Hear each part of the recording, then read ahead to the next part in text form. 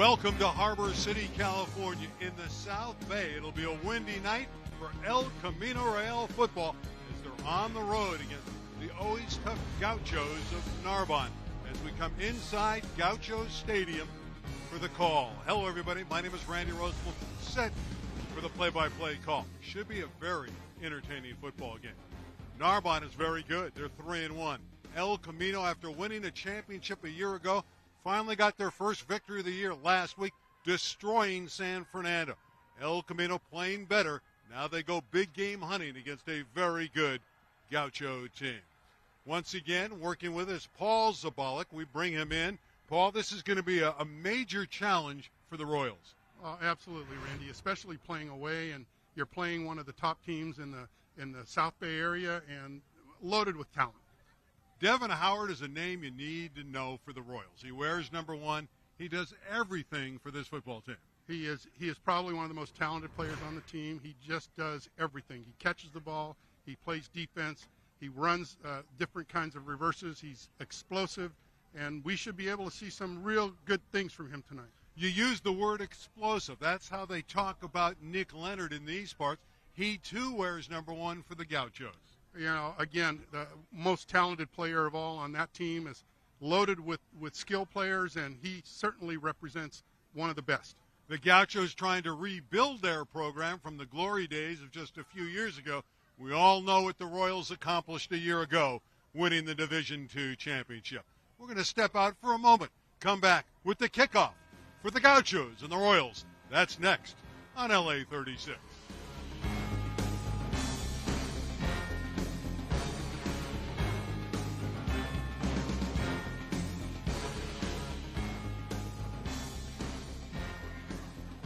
ECR is going to get the football first.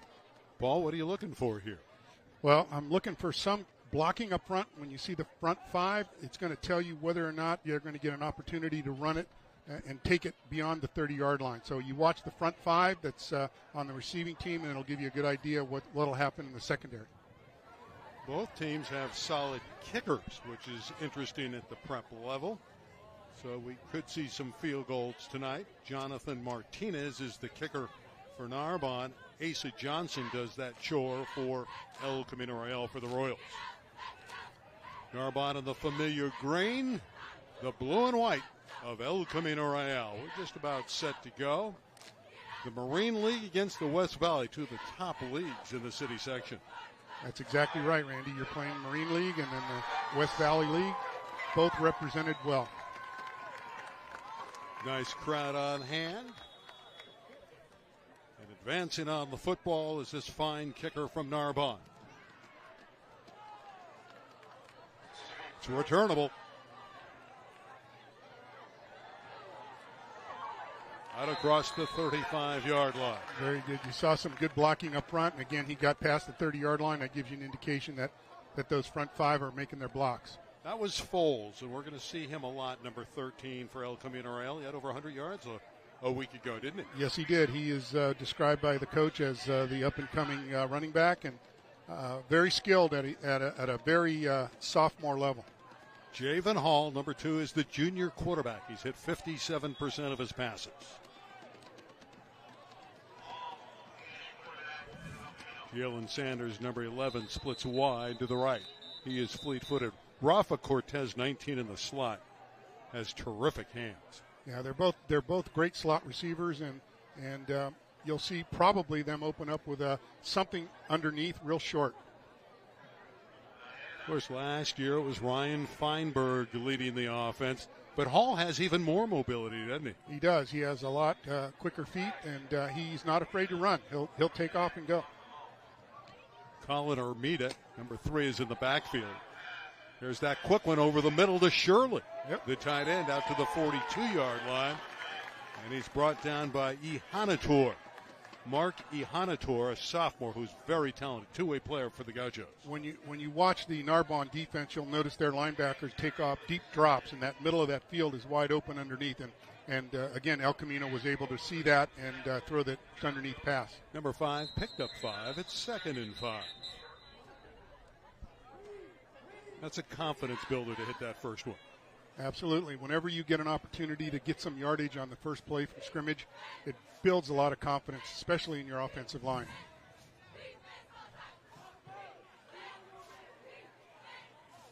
El Camino, all road games this year as they work on the field. In Woodland Hills, Cortez.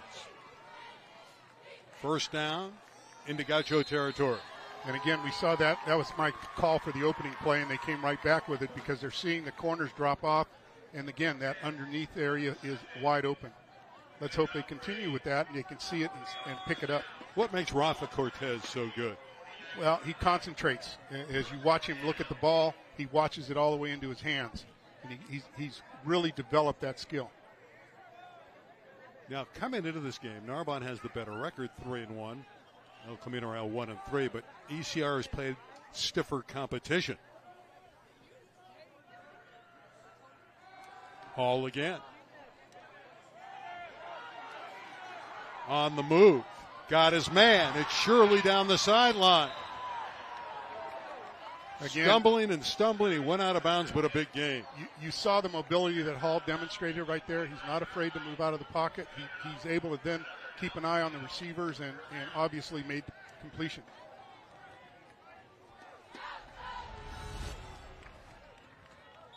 So again, he's moving. He's got the feet to be able to move. He's turning the corner, and he sees the receiver wide open.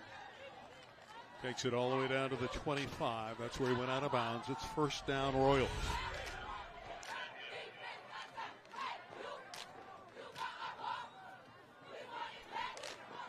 Long signal count by Hall. Notice the length in the middle of the field. He's got some wide open territory, and there it is. Shirley again.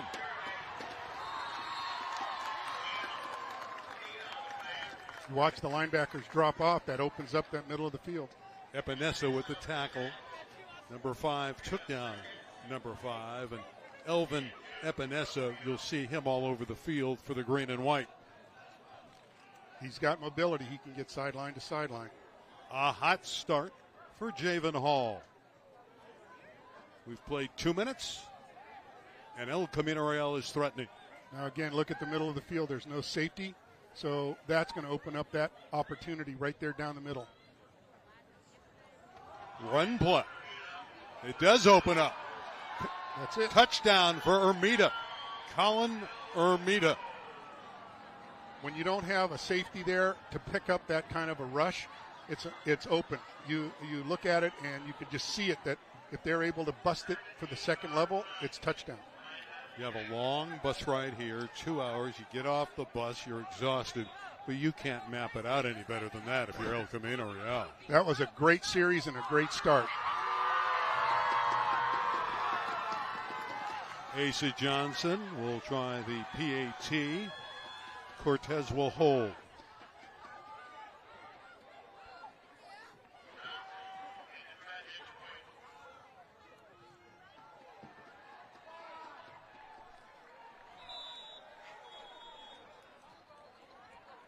Didn't see any signal. They put a point up on the board. I guess it was good. 7-0. Well, a terrific start, as we said, for Elko. Absolutely. Again, if you look at this replay, take a look in the middle of the field, and you won't see any strong safety or free safety. And once he broke into the second level, it was a touchdown. Well, if you're Malcolm Manuel, who's 29 years of age and the head coach at Narbonne, what do you do to adjust defensively? Well, again, I think they're probably looking at El Camino and saying they are not really going to be that explosive, what we've watched on film. But again, you've got to remember, Elko has played a very strong first 3 games, and they're playing tough competition. So I think Coach has to now realize that his players are going to need to recognize that. That drive took 2 minutes and 14 seconds. Very well developed, very synchronized. Passing and running. I love the underneath stuff, and Hall was very accurate. Yes, he was. And again, I thought Armida did a great job because he really wants to demonstrate his commitment tonight to the program. Johnson will kick off for the Royals. Of course, they kick off from the 40 at the prep level. This one is returnable.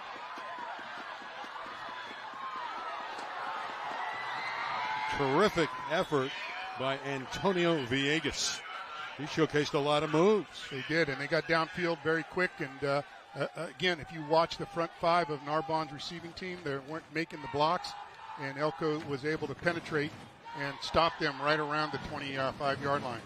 The quarterback of Narbonne is number 12, Ryan Corley, 6'4" and 185-pound senior. And it's going to be interesting to see how Corley is able to complete his passes. He's got some completion opportunities. He's also looking down the field. He's looking at the various wide receivers in Thomas and Villegas. And hopefully he'll be able to develop his pattern and his timing to complete the passes. But he may go right away to the run. Well, they do like Nick Leonard, number 1. He is the star player. He's their leader. They say he's tough as nails. So a terrific start for the men of Woodland Hills. And it is Leonard, and it's a short game. Right. Again, I would think that El Camino has prepared for the run. They're going to be putting their linebackers up tight, and they're going to try to shut that down. They're going to try to force the passing game to develop, and they're thinking that if they pressure Corley, that they'll be able to get some incompletions and maybe an interception or two. Zoenstein with the tackle for the Royals. Good look at Ryan Corley. They say they can't get him in the weight room. They'd like to get him in there because he's pencil thin. Leonard again with the head down, plowing forward. So they're testing that Elko defensive line, and right now they're stepping up. This is a big third down play coming up, and my guess is that they may start to just throw the little flat pass to see what'll open up here. 3rd and 4. You said it's a big third down play. They're all big on third down, aren't they? You bet. Some bigger than others. It's early on, but El Camino Real out of the West Valley flexing its muscles on LA36, and they've been impressive. Corley under heat, and down he goes. A furious pass rush. Williams got him, 52. And we were talking about that earlier as we were assessing the film. Putting pressure on Corley is going to cause some real opportunities for El Camino. Well, this is startling. A lot of people coming in thought, hey, Narbonne would be, moving up. You're going up against a Marine League school, but early on, ECR is winning the battle up front. They are. Well, Malcolm Manuel told me, the coach of Narbonne, he was concerned about the physicality of El Camino Real. And so far, he's right. His team has not been able to match that physical presence of the Royals. You're going to start to see Narbonne open it up.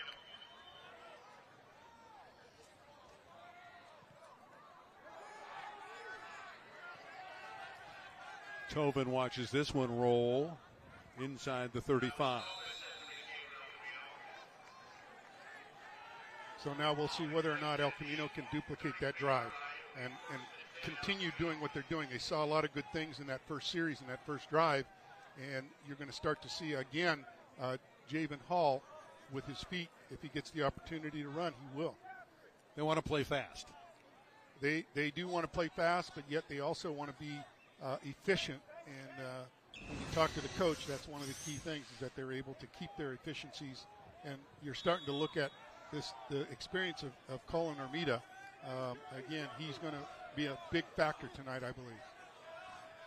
Some of the key performers for the Royals. Able to bounce outside. And that's Fowles. Yep. Fowles had a big game last week against San Fernando. And he's coming on, isn't he? He's a young player. He's a sophomore. And he's gaining some real great experience right now. We haven't played 5 minutes of this first quarter, and it's been all El Camino Real.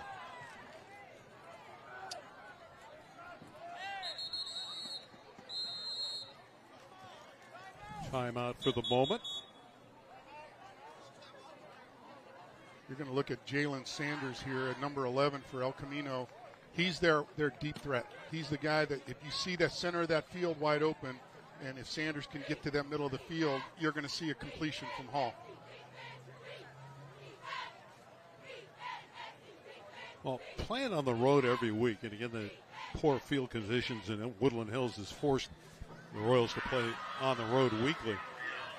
They're starting to find their way, aren't they? They're facing adversity, and they're dealing with it. They're able to recover and pivot and do what needs to be done to build this program. It's exciting to watch. Oh, this would be a huge step forward if they could knock off Narbonne of the Marine League on the road. You see the free safety now. They finally put somebody in the middle of the field. Hall protected well. Too high for Cortez. Wide open, though. He had the receiver right on. Just a little overthrown. 3rd and 4. It's interesting to see how Narbonne was able to adjust after that first series when they had nobody as a free safety, and now they put him back there, which opens up some flat territories where they're looking to throw the ball to the sideline. You see number 1, Nick Leonard, playing on defense. And again, most of these Gauchos go on both sides of the ball. They're going to be tired by the end of the third quarter. So there's another 3rd down play, 3rd and 4. Quarterback keep. Not going to get there. That's terrific defense up front. Yeah, number 52. Yeah, that's Fenton Luato. Luaho. Yep. Ojo Fenta Lua. Again, he's their defensive end. He's coming in from the outside, and now they've got him playing in the middle.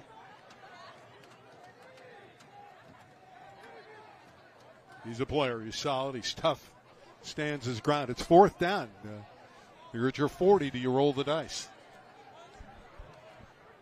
You're winning the line of scrimmage so far.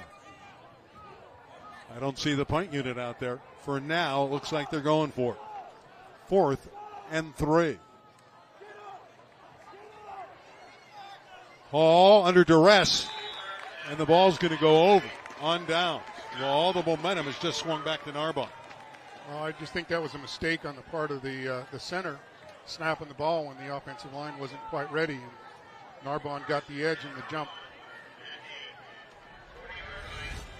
Well, that's a huge development. Yeah, again, when you look at that, and those are mistakes that definitely hurt drives, and it doesn't give you the opportunity to sustain that. Well, the punt unit never came out. Yeah, they had some issues with long snappers, and sometimes it's better to go for it if you're in the middle of the field than risk a bad snap to the punter. Does give Ryan Corley and company great field position as you look at Robert Greer, our lead official. Corley tossing the football to the near side to Thomas. Tristan Thomas inside the 35. As you watch Narbonne's games, that's one of their favorite plays. They love throwing into the flat. They're looking at their receiver, the running back, and they just put him in the slot, and he's wide open most of the time. Gain of 6, 2nd and 4. And Thomas is a really good one. Explosive player. Returns punts. He's caught 2 touchdowns this season. This is Leonard. Nick Leonard fights for the 1st down. Popped by Foles in the secondary, but Leonard with a good game. It didn't look like El Camino's defense was ready to play that down. They took a little bit of time setting up, and I'm surprised that Narbonne didn't snap the ball quicker.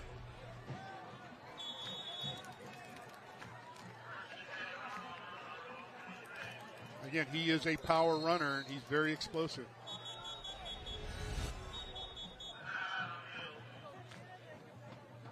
Timeout on the field.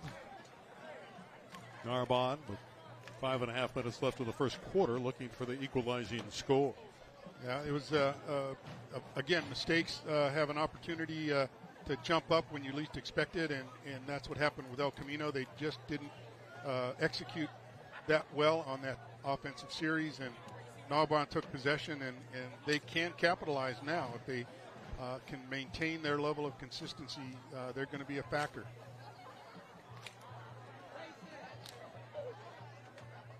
Beautiful night in the South Bay. It is windy, but that's no surprise. Normally it is. Nice fan support here in Harbor City. El Camino not going to play any home games, so their fans have to travel everywhere. And they have demonstrated a real commitment to the program. They travel well, as they say, and even there aren't any home games. You're looking at some local teams like Taft and Cleveland. They consider those home games, and then it's not that far from El Camino. There they are. They're out there. But again, this is a difficult drive. You try to come out here for a 7 o'clock kickoff from the Valley. Better give yourself 2.5 or 3 hours. It was an adventure, as they say. Well, an opportunity just outside the red zone for the Gauchos. I think you're going to see Corley open it up a little bit now. They're going to start to put a little bit of pressure on the flat. And again, Elko needs to have somebody in the center of the field. Their free safety isn't playing very deep, and he better be, because they're going to try to find that zone. Elijah Brown, a wide receiver, number 6, runs great patterns. Very, very consistent player for Narbonne, both offensively and defensively. Gauchos have excellent skill position players. Leonard, not a whole lot there.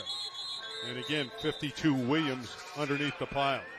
You know, Williams is clearly going to be a factor, and he's somebody that, they're looking at to really develop. He's a junior, and he's a pretty solid player. He's been in the weight room, and he's going to make a difference. Even had an interception against Palisades earlier this year. Yeah.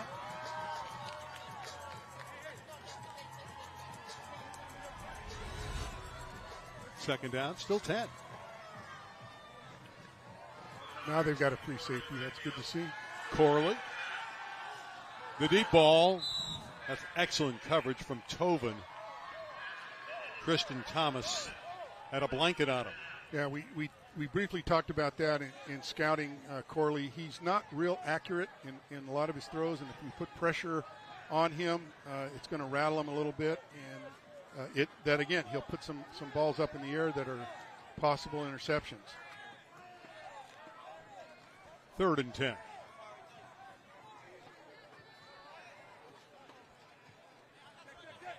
Corley on the year, over 50% of his passes, and he hits this one. Thomas. That's again in the slot, and they're just throwing it into the flat and letting him run. He did not pick up enough yardage for the first down. It'll be 4th down and about 3 to go. So here's a interesting development. This is a big play early in the ball game. 4.5 minutes left opening quarter. Thomas has been the go-to receiver so far for Corley. Yep, and he's, again, they're in the slot, and they're going to probably test that again.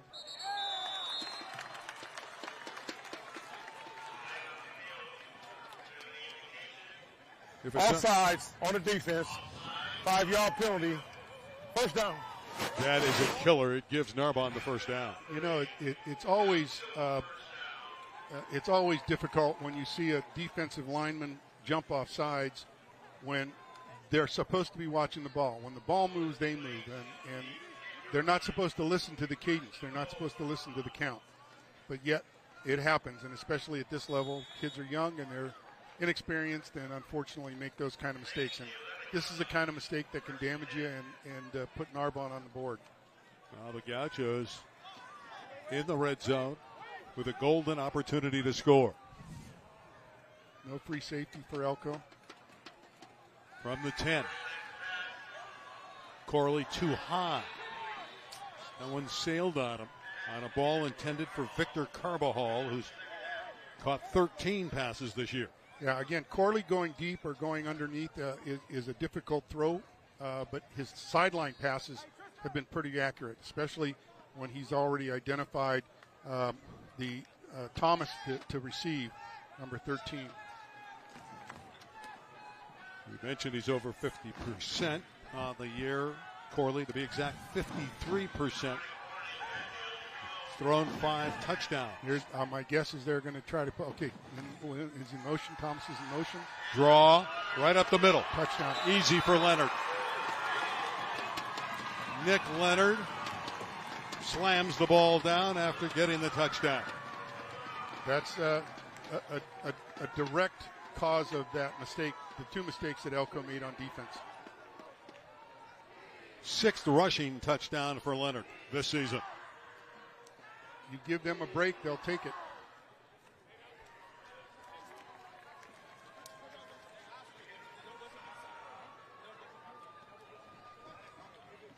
They'll line up and go for the single point with their fine kicker, Jonathan Martinez, the junior. Looking to tie it at 7. Yet in high school football, point afters are not automatic. That's very true, Randy. They're not automatic. They're usually an adventure. Special teams are an adventure. Villegas to hold. Yeah, it's enough juice, but he missed it wide right. Yep. Like you said, it's not automatic. El Camino clings to a 1-point lead, 7-6, 3:44 left, opening quarter. Let's go back to the touchdown run of Nick Leonard. You saw the motion by Thomas. He drew off the linebackers. They shifted with him, and that opened up the second level. And you know, you just can't give Leonard a gap or an edge. He'll take it.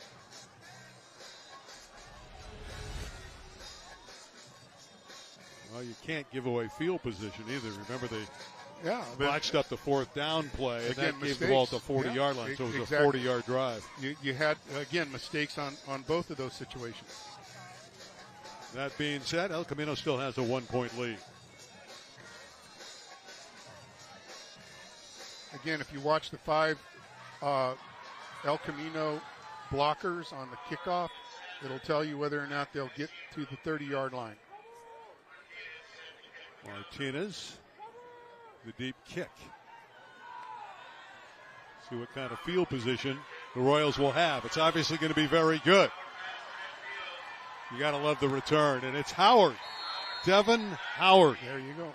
He is their number 1 receiver, number 1 run threat, and you know, clearly one of the best players on the team. And you saw the blocks up front. They opened that up for him. That's a great answer after watching Narbonne score.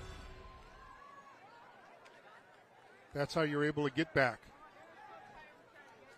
Again, look at the blocks. You see them make the blocks, and it just opens it up, and he turns it on. Speaking of turning on, you need to turn on at halftime tonight. We got our Zabalik cast. Paul Zabalik interviewing Coach Jason Zabalik. It's great stuff. You'll enjoy it. That'll be at halftime.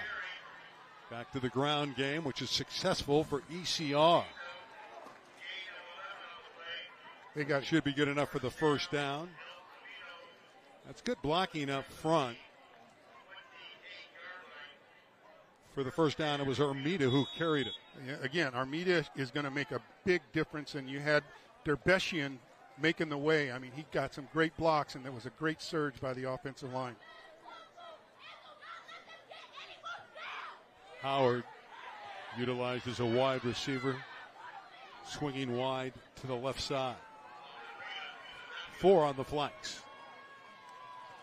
Armida. Thrown down by Tristan Thomas. And again, you're going to hear the same numbers for Narbonne. They're all going both ways. Yeah, they are.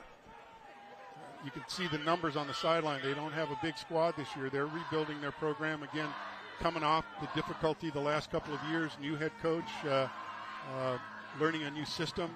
They're developing as well. They've got a great legacy here at Narbonne for winning championships.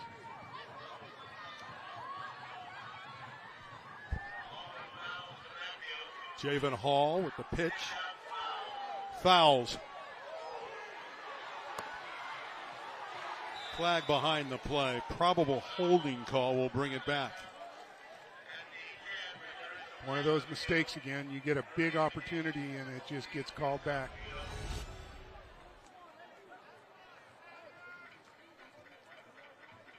Oh, there it is right there.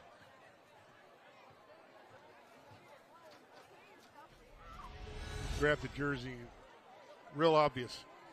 It's too bad. It was a great run. Holding on the offense, number 11. 10-yard penalty. As Jalen Sanders, the guilty party. Yeah. You get overzealous, you get excited, and you see the runner coming and you want to make a block, and you just can't make it that way. Disappointing, isn't it? You got to clean up the game if you're going to win big games like this on the road. Some of these little mistakes are hurting the Royals. They're not little mistakes when you take back a 15-yard run and then add a holding call to it. That's a huge loss. See if they can overcome that.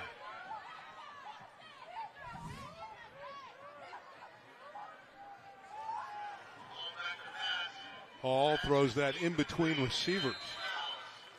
That was both looking at one another, Shirley and Fowles. It was a broken play because both of them were in the same zone, and one of them didn't run the right pattern. Third, it's still about 10 to go.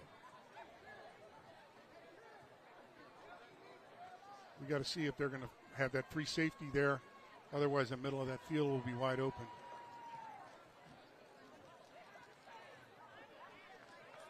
Ball sitting at the 35 of Narbonne. They need to reach the 25. Scoreboard says they need 15. They really need 10 yards for the first down. All right, there's no free safety in the middle of the field, so that gives them an opportunity. The free safety's playing in the... Set up the screen, and Fowles dropped it. It was there. Don't know that he would have picked up the yardage to gain for the first down. There were two Gauchos closing in, but it's again, the old it's a drop. He heard footsteps. Yep, he did. And when you're young, again, he's a young player, and it's going to take a little experience for him to concentrate on the ball and make the catch. Catch and then run. Oh, you're at the 35, kind of in between here. I don't know if Asa Johnson could reach it for a field goal. He's got the distance, but it's going to be a question of whether or not they can hold off that rush. I don't think they're going to bring him in here. One would think on fourth down they'll go for it. There's Nick Leonard. He's so good both ways, isn't he? Yes, he is. Again, he is their number one player and certainly has the ability to make a difference. And there's no question that he's getting the right kind of attention and recognition. El Camino calls timeout. They want to diagram the play here. It is 4th and 10, just above 2 minutes to play in the opening quarter.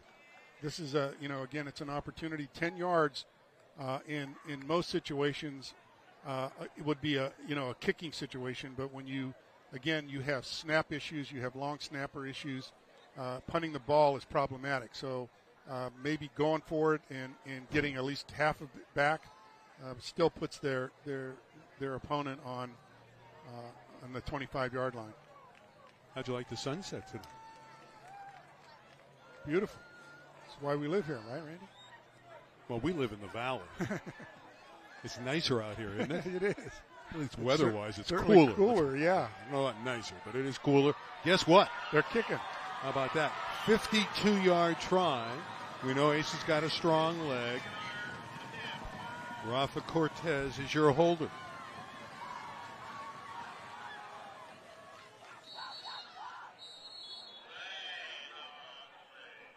Another flag.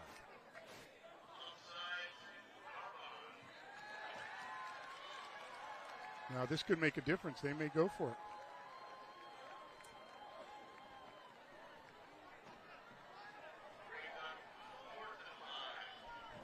Fourth and 5, and it will change the call. Looks like they're going to bring the offense back on.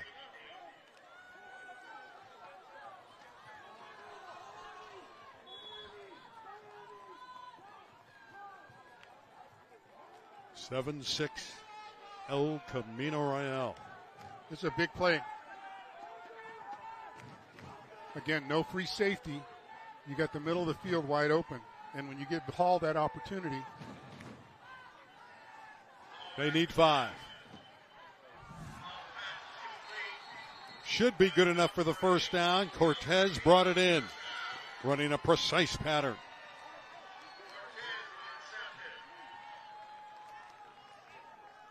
That 5-yard penalty this time really hurt Narbonne. Yeah, again, those seem like little things, but when they happen in critical situations, they become big things. El Camino needs to take advantage of this. No free safety. I don't understand that. Ermita in the backfield has the El Camino Real touchdown. Hall protected well. Shirley. First and goal, El Camino Real, as he tumbles down on the track, and hopefully he'll be okay. That was not pretty going down like that on that track. Jake Shirley. And they'll attend to him. That was a great read by Hall when he was able to see that wide open.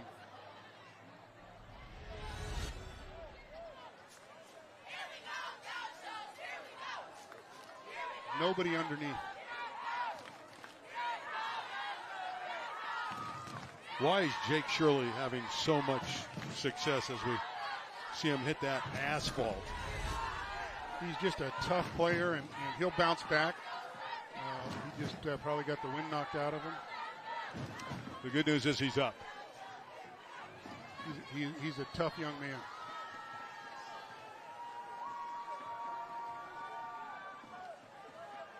And he's back on the field. Has not put his helmet back on yet. There he is. He looks to be okay. That's good news. He's got to sit out one play, but I think he's going to be eager to get back in there. He's so tough he doesn't need that helmet, does he? Boy, he took a tough spill there. It's tough to maintain your balance, especially when you get to a hard surface like that and you're running on grass and you're used to give, then you can't on a track like that.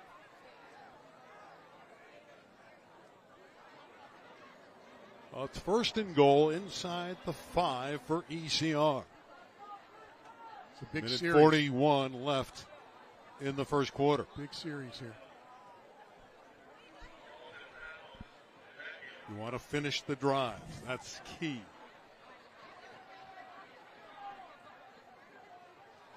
Hall stepping up. He'll lose yardage. Again, he didn't see anybody open, and he tried to run with it, but again, his offensive linemen didn't sustain the blocks as they should have. He needed an extra step, and he just didn't get there. And again, you can see that Narbonne's players are starting to breathe real hard. Their hands are on their hips. They could be getting tired. Again, they don't have a large number of players, and they're not substituting, playing both ways. So it could be a difficult third and fourth quarter. Well, we're late in the opening quarter. Royals are threatening again. Second and goal. See if they look for 19, Rafa Cortez. He's in the slot on the right side. It's a draw. They'll get him back down to the 3. Ermita has put the head down, but it's going to bring up that crucial third down and goal. Again, Armida could be the difference here. He just wants to make things happen. And, he's coming off of a great year last year, and he wants to do better this year. Probably 4 down territory as they run it with Hall going wide. Touchdown. The quarterback, Javen Hall. Again, we told you that he'll run, he'll take it and take it in. He's got the ability to do that, and he's got the feet and the speed to get it done. 13-6 Royals. Boy, this is a confident group. Came right off the bus. Opening kickoff, they took it down the field. Made some mistakes. Narbonne got right back in it. But the Royals have bounced back. Johnson for the PAT. Royals a man short. High snap. Cortez able to bring it down.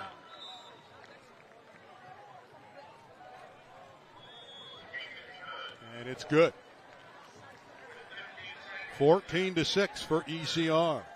Again, if you look at that play by Hall, it's an opportunity for him to make the big play, and he'll take it. This is third down. That's why this is so important. Just take a look at it. There's no one out there. There's no contain, and he just makes stuff happen. He's a very talented young player. Again, a junior. It's a young football team. Yes. Predominantly, most of the kids starting are juniors, and they're really building a program at ECR. The men of Woodland Hills, remember, D2 champions last year after an 0-5 start. Again, it takes a lot of commitment and hard work by the coaching staff and players to make that happen. What a run they went on to win the title, knocked off Hamilton in the city championship game. Johnson advancing on the ball. Again, this one is returnable. Excellent coverage and no chance for Villegas.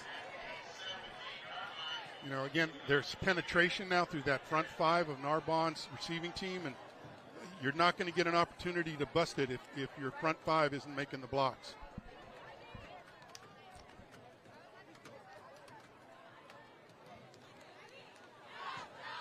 Final few seconds of the first quarter. Jason Zabalik looks trimmed down this year. That's what coaching will do to you. Looks a little thinner. He's been running, trying to stay in shape. He's moving faster on that sideline, isn't he? He looks younger.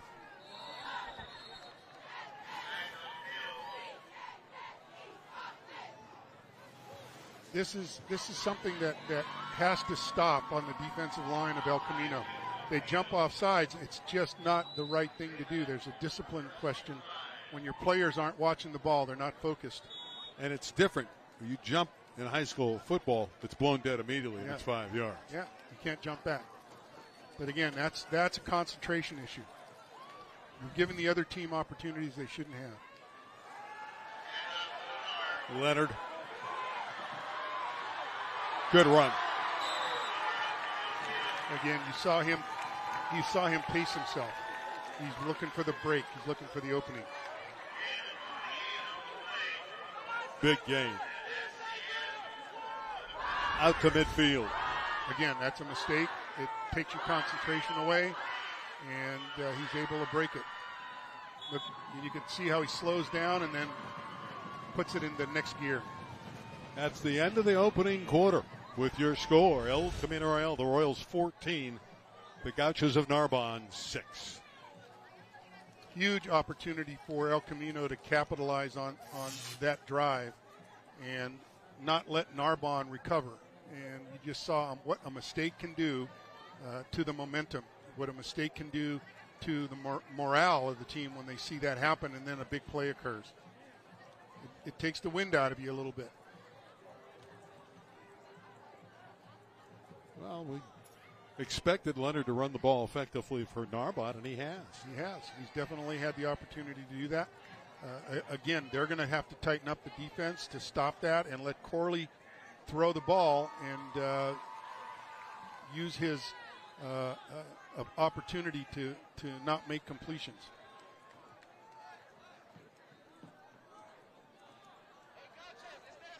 Well, we'll start from midfield to begin this second quarter. The green and white of Narbonne with the football.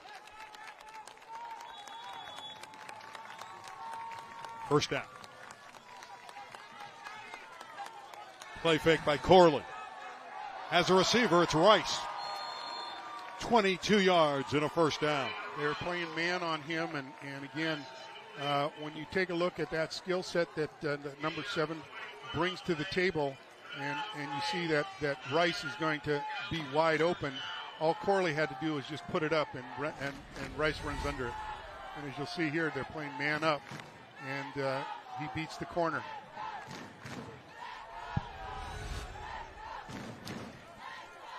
Opportunity for Narbonne.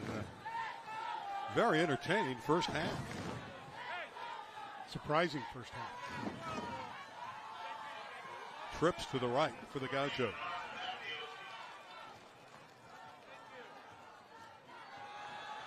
Delay to Leonard, and he has no chance. They filtered through beautifully for El Camino. Terrific effort by Edwards, Joseph Edwards, who's been all over the field this year for ECR. And when you look at that, they just didn't make the blocks, and Elko was able to pour through, and you know, as soon as you are able to get through the penetration to that next level, the running back can't get started. Loss of 1, 2nd and 11. That's the 11th tackle for loss for Edwards this season. Yeah, he has that same opportunity. He's done that all season so far. Corley. Flag is out. There was some bumping. It was Donovan Howard bumping Rice. They were playing man up and they were pressing. And when you play against Rice, he's got some real skill sets, and he's going to be able to get the flag.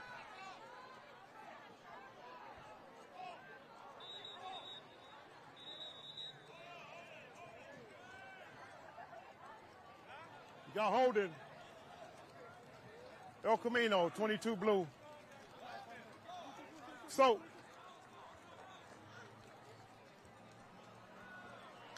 On blue, 22. Donovan Howard is the younger brother of Devin Howard. So 2 stalwarts for Elko. But that time he was detected for the hold. Yep. He is considered a cover corner, but again, if you can't man up and you can't press, it's going to be a difficult opportunity to beat number 7, because Rice will have it.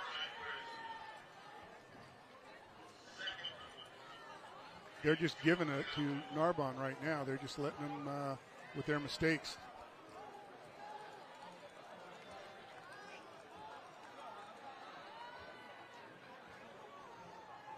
It's a 2nd down and short.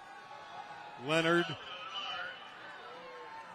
twisting, not going very far, and again 52 in the middle. Williams bottling up the play, and he had assistance as well from Mefford. Aiden Mefford, 44. Right, and you'll see that defensive line is making penetration, and Narbonne's offensive line isn't holding them back. Once they clear that first level, the running back can't generate enough speed to get moving. Also there was Vladimir Dubeshian, and he's a two-way player. Yeah, he's one of the bigger guys on that El Camino team, number 50. 3rd down play. Corley pressured. Who's got the ball? They're fighting for it. Incomplete. Hit the ground. As I said, if you pressure Corley, he's going to throw it, and there's a chance for interceptions. That's a good example of it right there. He had pressure coming in from the right side, and he tried to get rid of the ball too quickly. Sam Tobin, number 9, came close to the pick, and he's had a couple interceptions already this season. Boy, it was some battle for the ball, but it was ruled incomplete. Hit the ground.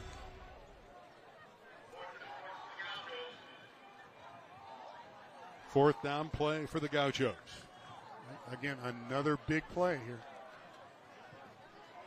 They need 4. Do you run or pass? You got Leonard in that backfield. He's very good.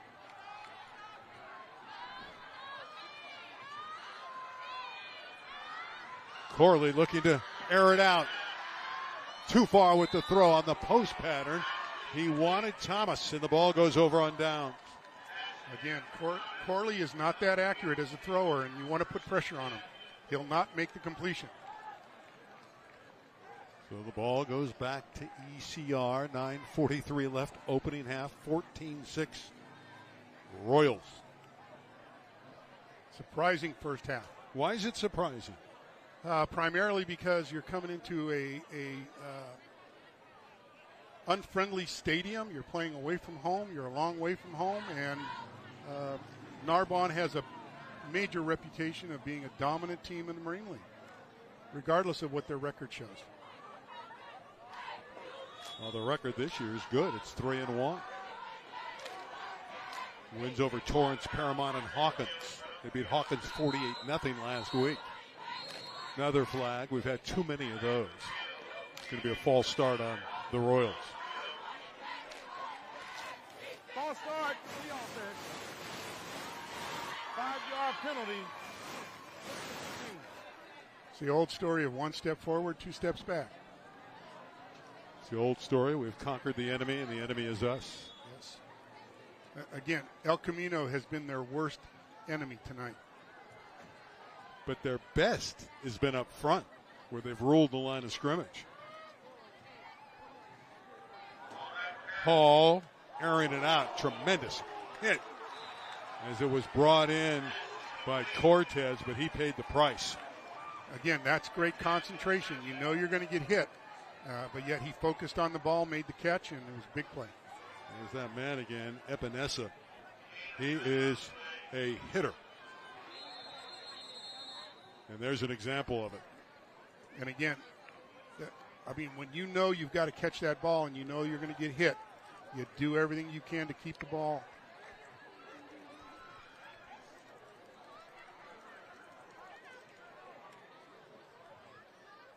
Didn't see a flag out, but the officials are discussing matters.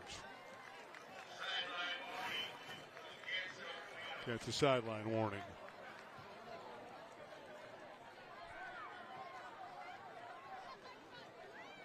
Which means absolutely nothing. Did they say against whom? I think he said both teams. Oh. They just want a better view of the game on the sidelines. As many as the ex-players know, that's the best place to watch the game. Yeah.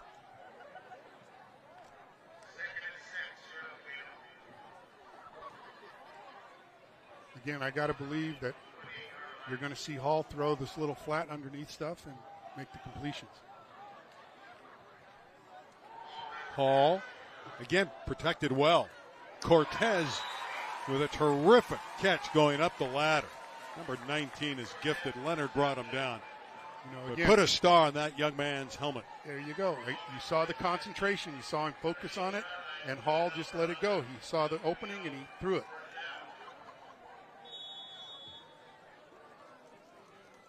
Javen Hall is developing really well. Out to the 34-yard line. Let's take another look at that terrific catch. Yep. Again, concentration on the ball. Knows he's going to get hit, but keeps the focus. It's good enough for the first down. So they overcome that false start penalty. Got to play discipline.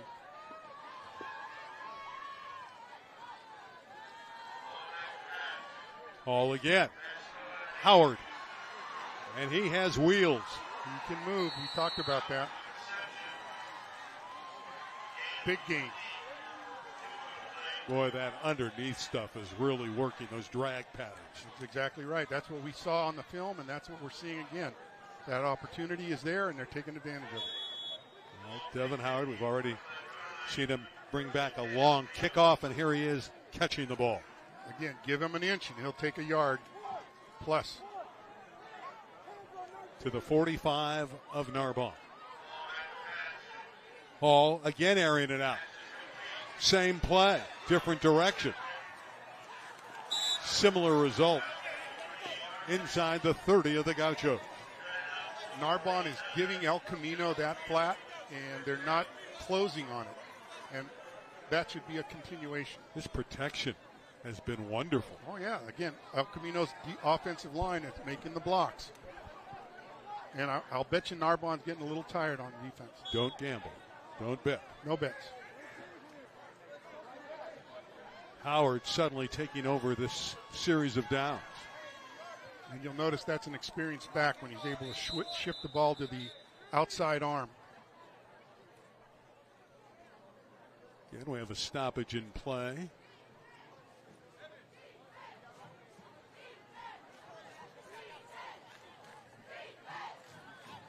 Michael Gasper apparently shaking up 77 for the Gauchos, so he came off. Narbonne is thin, so they can ill afford to lose bodies. Good look at Hall. They run it this time. Fowles carrying it.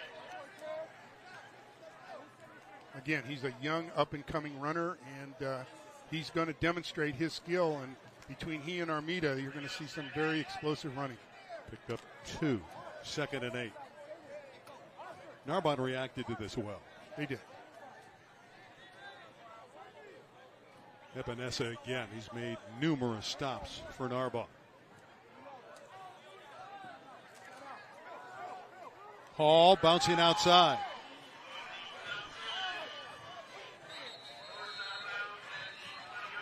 He's at the 21. He pulled that. He saw that option, and he saw that the corner was coming inside, and he was able to keep it and turn the corner. It'll be 3rd and short. He has that. He's the number 12 player. When you have a quarterback that can run and use that option well, he becomes a 12th player, 12th person on the team.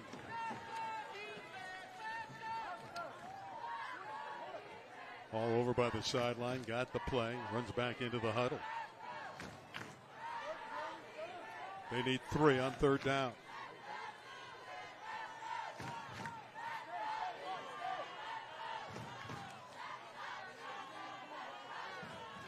Option. Late pitch to Fowles. He's in trouble. That play never developed. 4th down. No, it never did. They tried to go to the wide side of the field, and it just wasn't there. They read it well. Well, I think you got to bring the field goal unit in and try to make it a 2-score game. And that's exactly what they're going to do. And again, you take the opportunity that they're going to give you, and it's going to be a difference maker. The kicker has an opportunity to change the tenor of the game every time. It'll be a 40-yard try.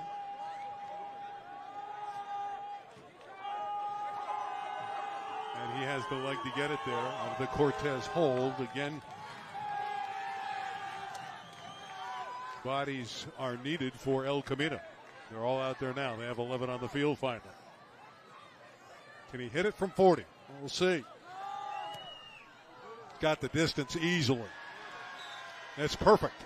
A 40-yard kick from Asa Johnson. Oh, yeah. Again, that is a difference maker on a football team. Where you can take that opportunity and score 3 every time, that adds up, and you're going to see the difference. And again, Narbonne's going to be on the field too long with their defense. The other thing it does, high school football, if you don't score a touchdown, you're kind of dejected.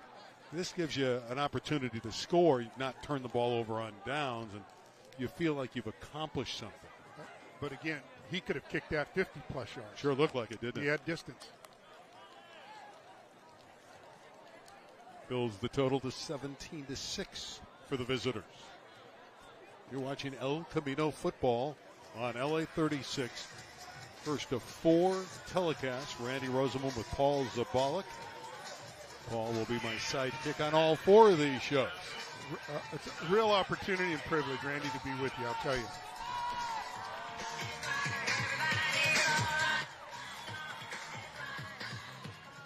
There's Asa. Got to be feeling pretty good about stuff right now after drilling the 40-yarder. Again, let's see how Narbonne blocks up front.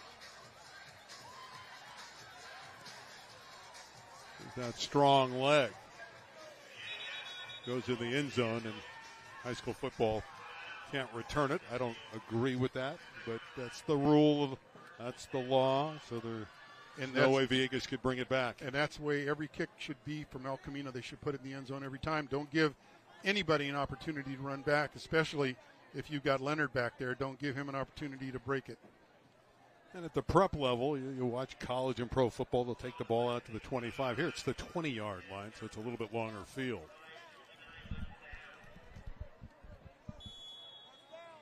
First down, Gauchos. Under 6 minutes to play, opening half. Leonard fighting. A lot of blue shirts there. It doesn't seem like he's able to get off quickly enough. If you see El Camino's defensive line penetrate, it really distracts Leonard from where he needs to be. And if they can continue to penetrate and beat that offensive line across the ball, he's going to have a long time trying to break it. On 2nd and 9, Corley threw it low to the ground and missed Villegas. That's 3rd down.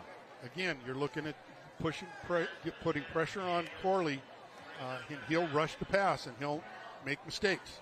And this is what Elko needs to be able to do. Now it's 3rd and long, and you're going to start to see him put the ball up again. You want to do it with the front 4, or do you want to send a blitz here? Well, I think I'd just continue doing what they're doing and come from the outside and put pressure on the outside and don't give up that underneath stuff. But they came with everybody. Deep throw, dangerous throw, incomplete. Wanted Elijah Brown. You see Howard over there, Donovan Howard, upset with himself for not making the interception. And it's 4th down and the punting unit's coming on. Again, Corley has an accuracy issue. He's just not that effective, especially when they put pressure. They brought everybody that time from El Camino, and he had to rush the pass. ECR is going to get the football, leading by 17-6. Jonathan Martinez out there to punt it. Like Asa Johnson does all the chores for Narbonne, all the kicking.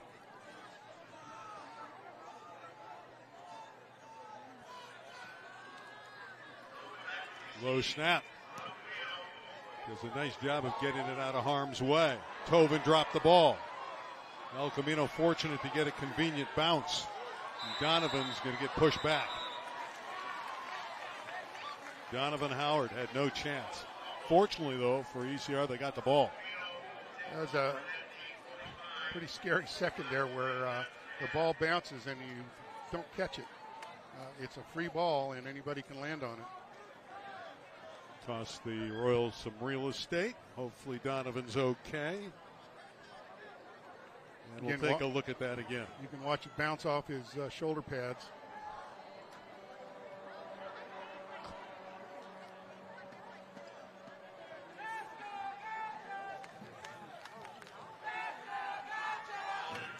Gauchos got down there and forced. Sam Tobin's usually sure-handed. 5 minutes for Elko to go to work.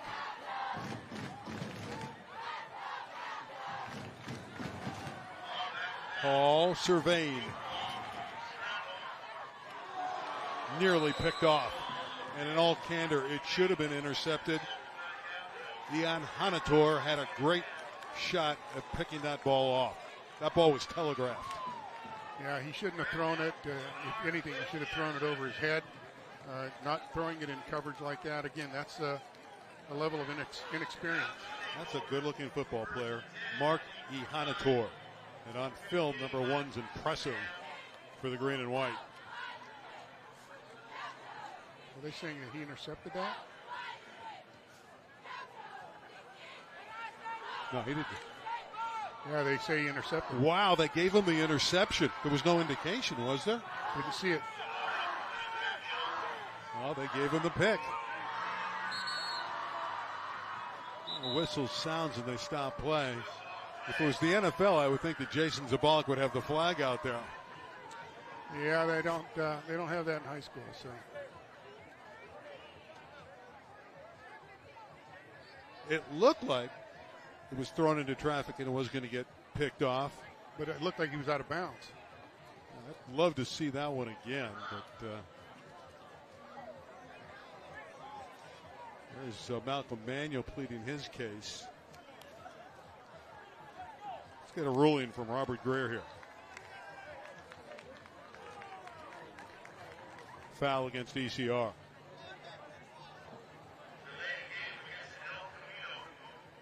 A delay of game. On the defense? I'm not sure what that's all about. 1st and 5. Well, Camino had Narbonne on the ropes, but the Gauchos can jump right back into this. Leonard, again to Williams, 52, bottled up the play. Elko's playing a little prevent defense. The two corners are deep, and they're not going to give them an opportunity to throw it far. So they're going to hopefully they just let Narbonne run it inside. 4.5 minutes left in the half. Ball just into Royals territory.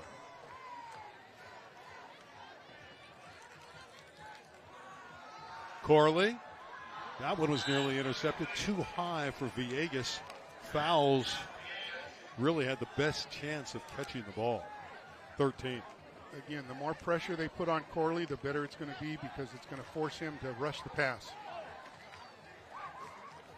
And they're going to press now with 4 minutes left. They're going to try to score. 3rd and 4. This would be a great defensive stand for the Royals if they could get it right here after the interception. Corley has other ideas. There's that sweep. Williams again bottling up Thomas. He read it beautifully. Again, Elko's defense is penetrating the line of scrimmage. They're able to make that, and it doesn't give the running backs an opportunity to accelerate. 4th down. As long as they keep that penetration, they should do well up front. Yeah, if you were picking a player of the game, there's a lot of different guys that are playing great for El Camino, but none better than 52 Williams. Oh, he's in on almost every play. Right now, he's been unblockable for Narbonne. Again, you watch his penetration. He just beats the offensive lineman across the belt.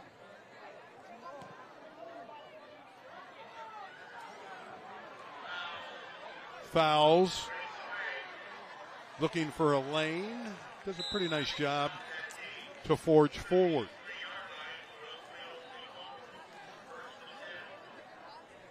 I would suspect that El Camino will try to just keep it on the ground here and maybe run out the clock if they can keep a 3-minute drive sustained and throw when they have to. Well, you know they want to kill the rest of the clock, try to score before the break.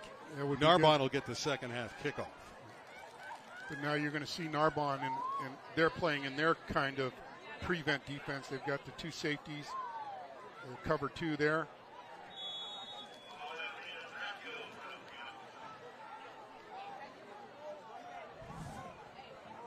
Hall going back to the air. Underneath, nothing there for Howard. Well, Narbonne has been able to revamp their defense and shut that play down as Oscar Arroyo made the stop. Yeah, again, their linebackers are starting to just cover that underneath now, and they're not dropping off as deep. I like that the coaching staff had enough confidence after the interception to have Hall pass immediately coming out. And he's going back to the air. He got a lot of confidence in what he can do. Cortez, did he bring it in? He did. Rafa Cortez. They're giving him a big cushion on the outside, so that play is going to be there. Gain of 11 and a first down. We have not seen the return of Jake Shirley. Remember, he tumbled down. Right. It's a big loss in that offense. He is questionable to return, I'm told. Yeah, well, we'll see. I bet you he'll be back in the second half. Hall again over the middle. Just missed his target. Howard was breaking into the clear. That was he was wide open for a blink of an eye, and then he got the pass just was over his head.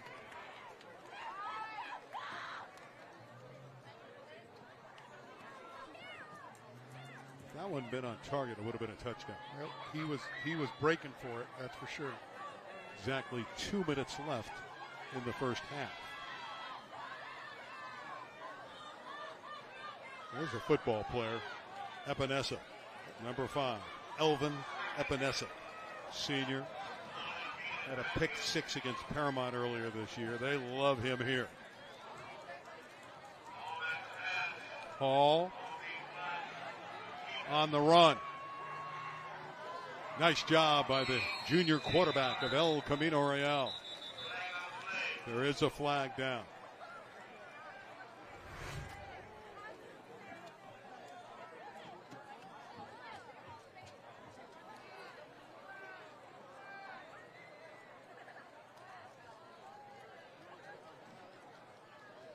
Holding. El Camino, 51 blue. 10-yard penalty. Still second down. Rangeberry is the one that was detected for the foul. Again, you make a nice gain, and it's nullified by a penalty, by a mistake.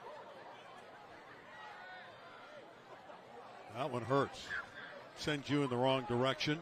Still $1.50 left in the half, and now if you don't convert, your down and distance is not favorable. You'll give Narbonne another opportunity. Again, it takes the momentum away. Mistakes have a tendency to do that.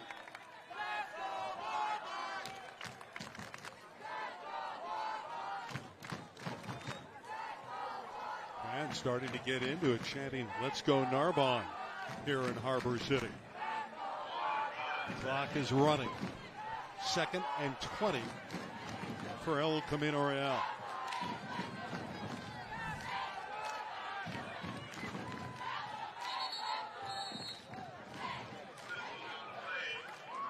False start on the Royals, and they're headed in the wrong direction, and they're not playing clean football. Red ball, false start on the offense.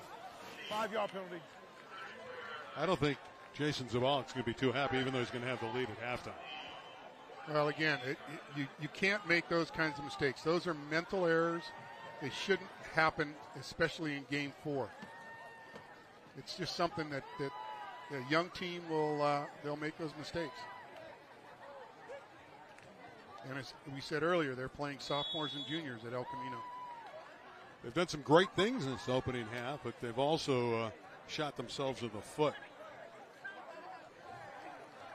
But you got to be encouraged with some of the talented young athletes on this El Camino team. And one of them is Hall, who's airing it out. And he underthrows his receiver, Jalen Sanders, and he was available. He's wide open. The receivers are getting open, and Hall's just rushing it a little bit too quickly.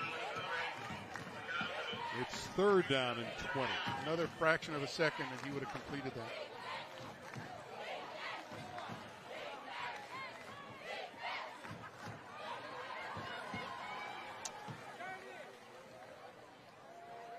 Again, there's that play coming in from the sideline. You got to be patient if you're in that huddle for El Camino Real. You see how Hall went over to the sideline, gets the play, and brings it in. Well, you got the offensive coordinator, Coach Hayashida, and he wants to make sure that they get the play right. Coach Hayashida, one of the great legendary coaches in the city section. Been a head coach, has done a lot of good at a lot of different schools. Here's Hall. Improvising. Incomplete. Too high for his favorite target, Devin Howard. 4th down, and they'll punt it away. There's Rick Hayashida talking to the quarterback.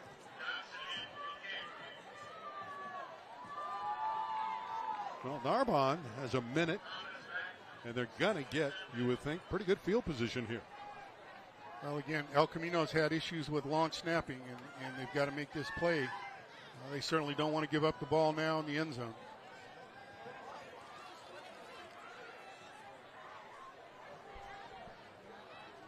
Tristan Thomas, a dangerous return artist, is back deep. There's that snap issue again. Johnson just kicks it through the end zone, and it cost El Camino 2 points. That's been a problem for a long time. It has, and again, that's what I just mentioned. They've given up a safety now, and that's 2 points that can make a difference later on in the game.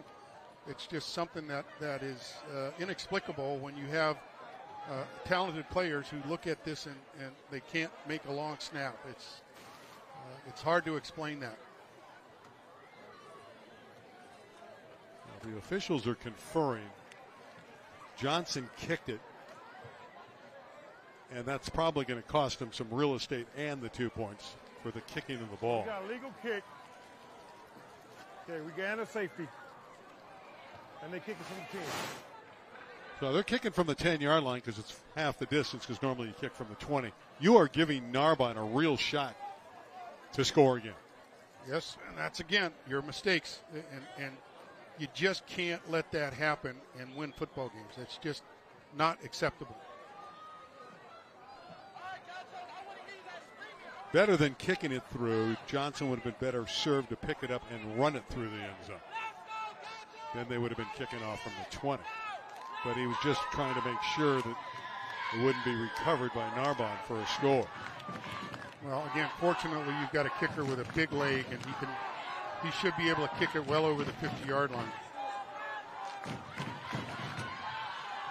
Well, Narbonne's thinking they can get the score here, and they get the ball first in the second half, and just like that, they could take the lead. 17-8 is the arithmetic for Elko.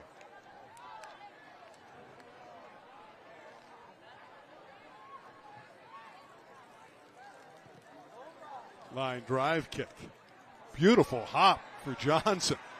My goodness, all the way back to the 21-yard line. That's great coverage by El Camino Real, and no chance for Villegas. That ball took a beautiful hop and just misplayed by the receiver.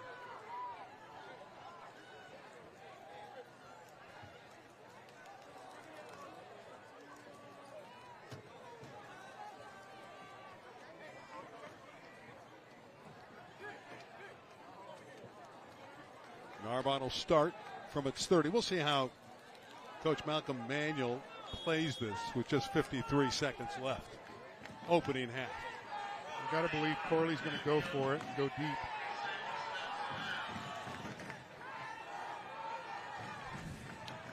They are going to air it out. Corley not noted as a runner. It's tipped and incomplete. Caden McCoy of El Camino Real got a hand up and knocked it away.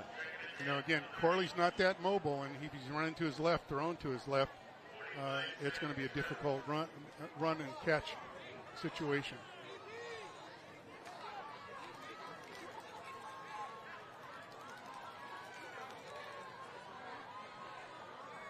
Again, El Camino should be in a semi-prevent right now. They should be deep, at least with one safety.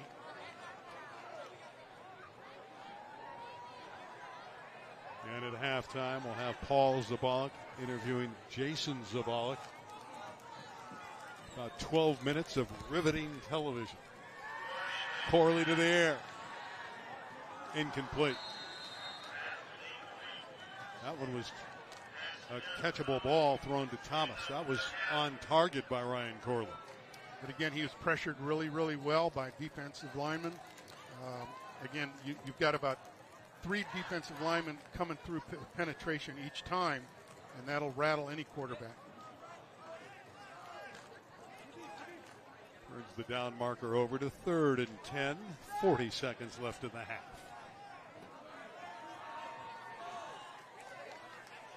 Stop here. Perhaps ECR could get the ball back. Got Williams and Derbeshian making the difference in the middle. Another deep ball, too far and picked off. ECR gets it. Zane coming back the other way. Jacob Zane. Again, that's what we had talked about. You're pressuring Corley. He'll put it up, and it'll be a mistake. And El Camino indeed has another opportunity with 26 seconds left.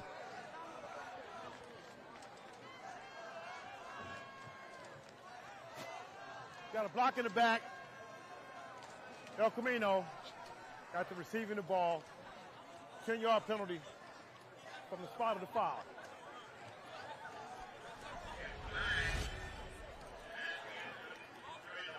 Pressure on Corley forced his hand. Exactly right. I mean, again, it's a big play here, and mistakes hurt El Camino. They had great field position. They got an opportunity to possibly put another score on the board, especially with a field goal, and the mistakes just destroyed that opportunity.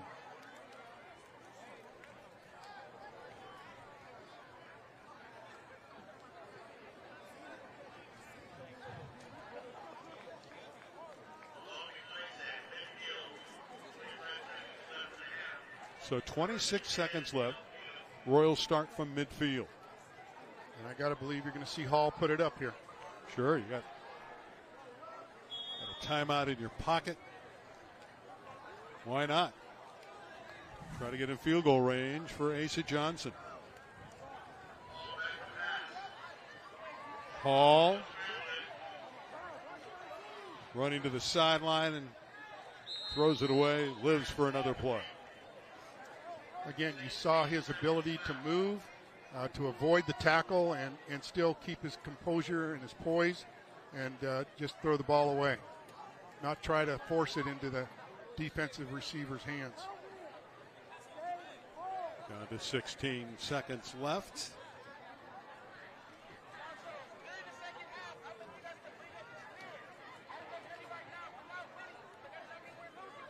Second down and 10.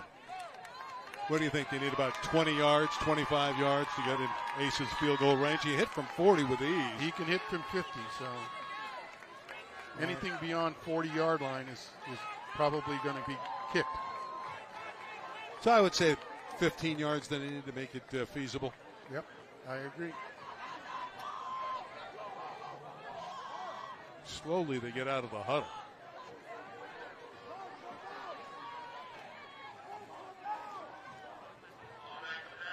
Hall.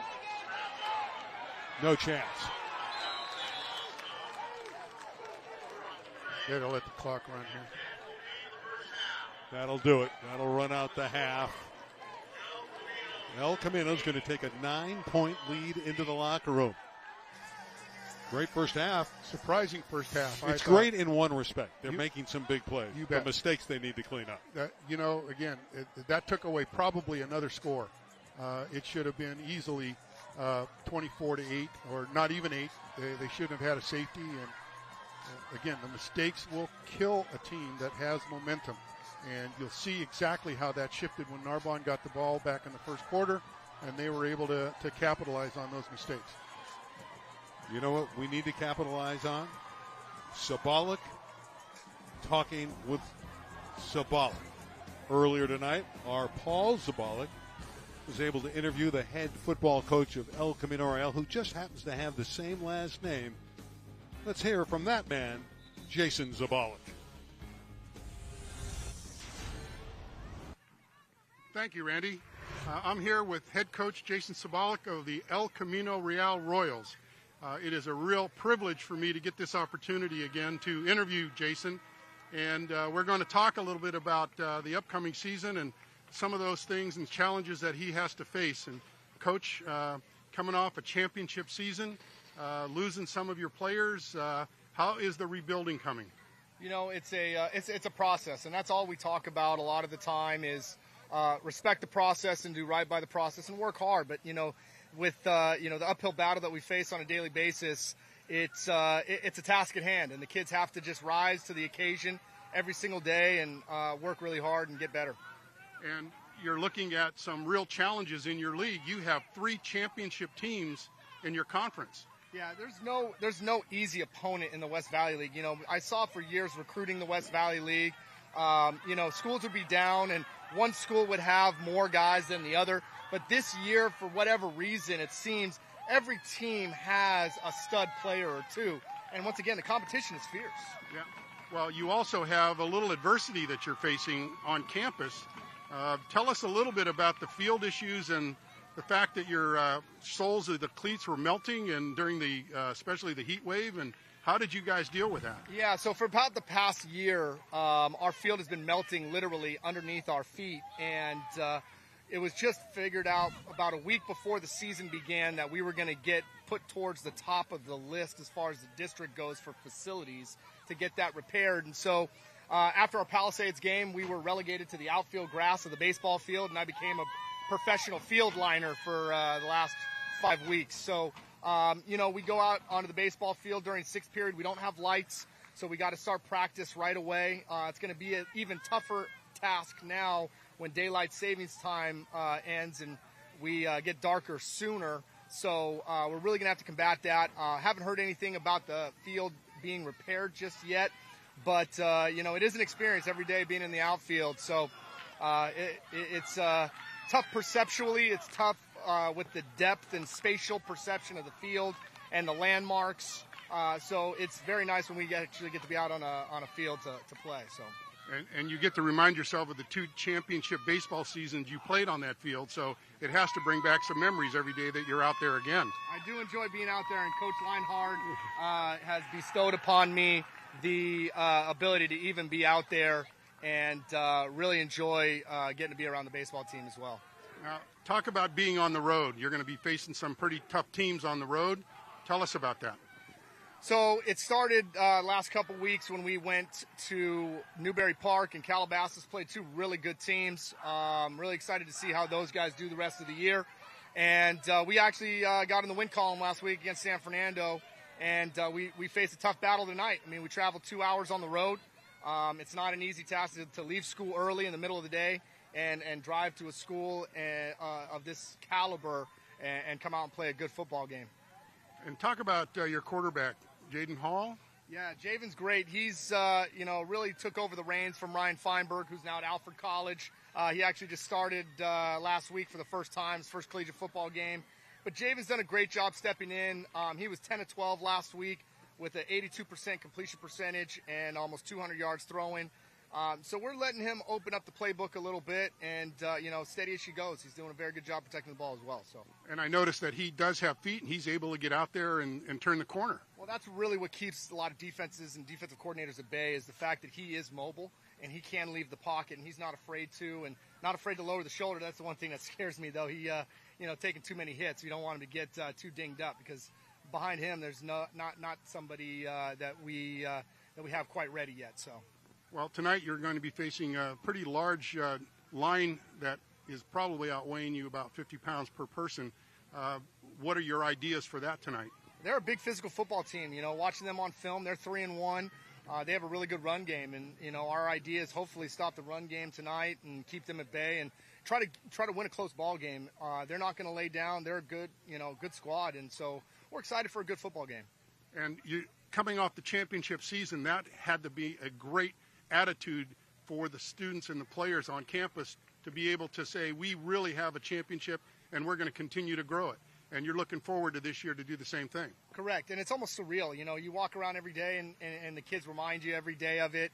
And, we just try to hold to that standard. And that's the toughest part, being on a baseball outfield and trying to hold to a standard. And, really with all the uphill battle, I just try to get the kids to understand that life is about adversity, and if you could do the tough things now, and you get used to life when it gets starting to bear down on you when you get older. So, talk to me a little bit about the GPA of some of your students. I know that you've got some AP students, and they're not only good football players, but they're also good students in the classroom. Well, I actually took it a little easy on the kids this week. We had some paybacks. Tuesday is our Consequence Tuesday, where they have to pay back for penalties and misbehavior and things of that nature. And so I took a little easy on them this week because we got our 5-week report card grades. And as a team cumulative average, we were a 3.16 GPA, which, when I was at Moore Park College, our GPA was about a 3.1, and we won a California scholarship fund for having the best collegiate GPA out of any college in the state of California, and that was including Stanford and Cal and UCLA and USC, believe it or not, Moore Park College. And we're ahead of that right now as a high school team with kids that are coming off the pandemic and are a little squirrely. So I'm glad they're getting the idea academically, and they're being led by a couple of really good academic students, and so that really helps us a lot. Okay. So when you're starting to look now at league play, you've got Cleveland, you've got Granada Hills, you've got Birmingham, Chatsworth. Out of those two, you still have 2 city champions to play against. I know, and it doesn't get any easier. I mean, Cleveland is an up-and-coming team. They're running the heck out of the ball right now, and they got a talented football player by the name of Corey Hall. There's no easy game in the mix, and it really is a one-week season, and that's how we got to treat it. Hopefully get a good win and then move on to the next week, and that's our only opponent. That's the only person on our schedule. It's the only person that we really care about. It's the only person that, we're trying to defeat. We're not looking any further ahead than the next Friday. And so, once again, we have this game. We have a week to rest up and heal up, get a couple of kids back from injury and sit-out period dates, and move in, get ready for Cleveland. And you've also had some stability in your coaching staff. You've had your coaches back. You've got the same team, and maybe you lost 1 or 2 coaches, but overall, you're still able to build on that. You're able to develop your coaches along with the players. Well, and that's the biggest thing is, you got to find a lot of young, basically, melting pot of coaches, and they don't have a lot of experience. And so they learn along with the kids, and they learn, with some of the more seasoned veteran coaches that I'm lucky to have on staff. They are just well tutored by them, and they just pick up the slack wherever we need it. And with that being said, getting the kids all on the same page is important. And you got to imagine there's 75% of our varsity team that had not played a varsity down before our first varsity game. And so they're learning. They're getting better.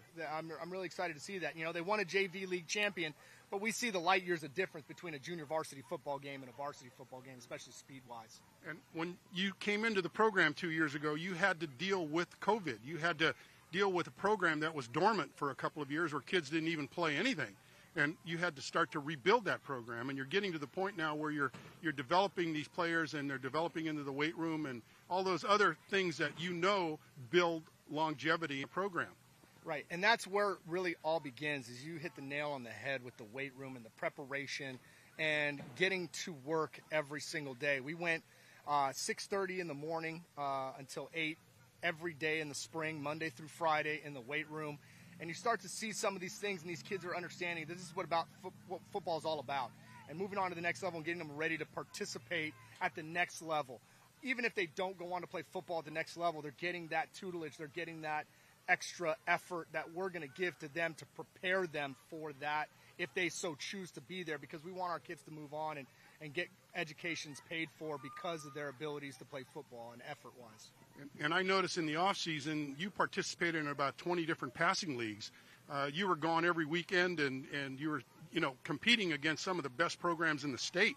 Has that helped with the young kids coming up? I think it's really important for a young quarterback, and I've seen it twice in 2 years, where we had a quarterback last year, Ryan Feinberg, that really didn't have any varsity experience. And within the summer, he got better, so that by the time we hit game 1 or game 2, he was ready to lead the charge downfield. This year with Javen, we actually we tabulated it. We were 33-30 as far as 7-on-7 games go. So we ended up playing about 70 games throughout the course of the summer, and you really saw him get a lot better. We went down to San Diego and played against Cathedral Catholic and Poway and La Jolla Country Day, and we hung with some of the best talent down there. We lost in the championship game of that tournament to Torrey Pines, who's a nationally ranked high school. So once again, getting that exposure I think is really important in the summer. Plus, once again, the philosophy is it's hard to compete against yourselves day in and day out. And that was really tough when your ones are going against twos that aren't quite as good as somebody else's number ones. So getting to compete week in and week out is, I think, giving us the ability to compete better on Friday nights come season time. And again, experience, you can't read a book and get experience.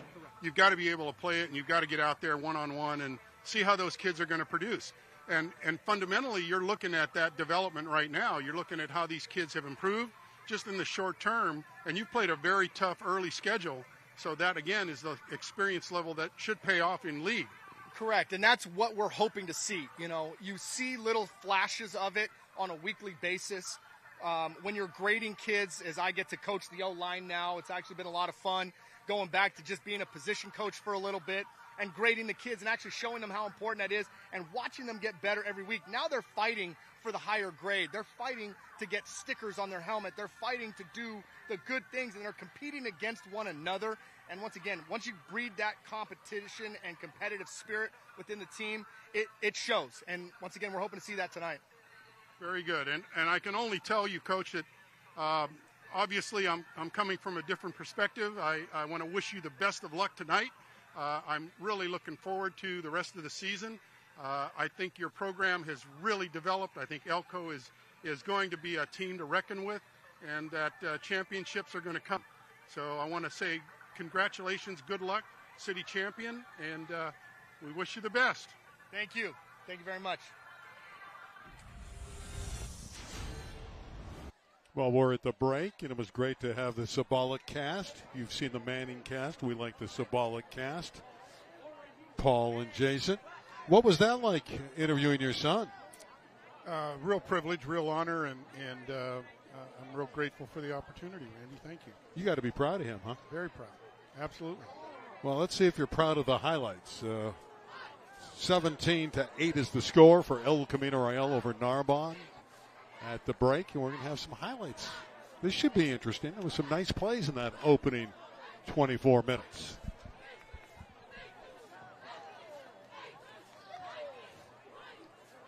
Narbonne comes back onto the field. ECR has been out there for a while warming up. Narbonne a little bit late coming out of the locker room. I'm sure their coach, Malcolm Manuel, had some things to say to him. There's Leonard, who scored a touchdown. He's a really good player. Yeah, he is. Again, he is that explosive runner, and El Camino has been able to basically hold him back. Ermita's score. Yeah, again, Armida has the last year's experience, and he's definitely the man to look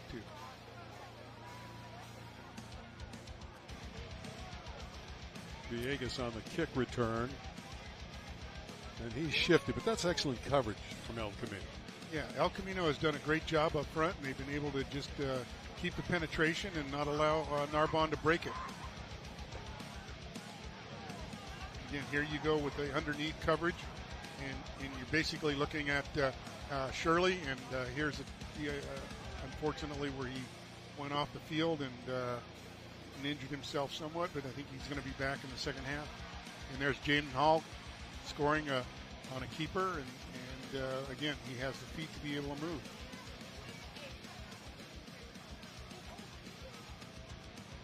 This one was bottled up. This was good defense by Narbonne. Right. Again, Hall earlier was able to read that option, but this time he didn't. Again, you see that Hall has the feet to be able to move. Unfortunately, he threw the ball. He was a little bit of pressured, and the pick occurred. Yeah, that's the first time we saw the pick. It was by Leonard, by the way, yeah, who made the interception. It was hard for us to see that across the field. Speaking of interceptions, that was a great return for El Camino's Jacob Zane. Yeah, again, it was an opportunity as an overthrow, and they were able to intercept it.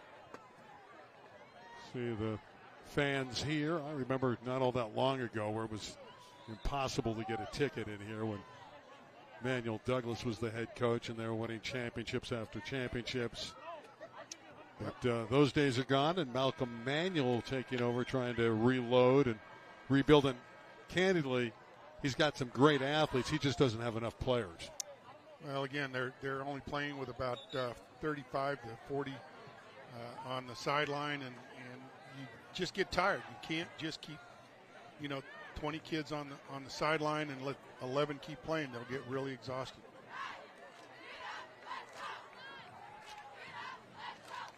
On the other hand, the numbers are fairly good at El Camino, aren't they?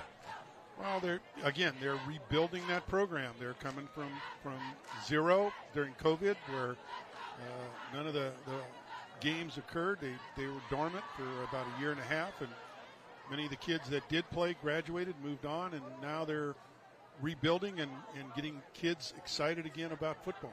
I want you to explain this rule to me. They have the regular 15 minutes at halftime. And now the kids are out there. They've loosened up already. And now they put another 3 minutes on the clock. It's kind of standard, and I'm not exactly sure why. They're already loose. Why give them another 3 minutes? I don't get that. Well, again, it's basically a rule that's within the city, and they give them a little extra time to warm up, and But they're not really warming up. They're just standing around. Right, but now they're going to probably start the game. They're going to run the clock down and get everybody out there and ready to play. You can see that El Camino's out there. Asa wants to kick the ball already. Narbonne's also going to go out there, but my belief is they'll just wait another minute 45. I think the white hat is now trying to get the clock to run.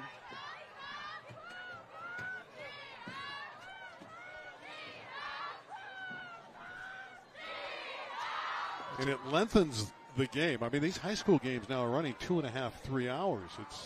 And again, I'm not complaining. It's fun to watch the kids play, but I just think this 3-minute session here is needless. Yep. Again, it's something that they put into the protocol, and they're going to just run it out.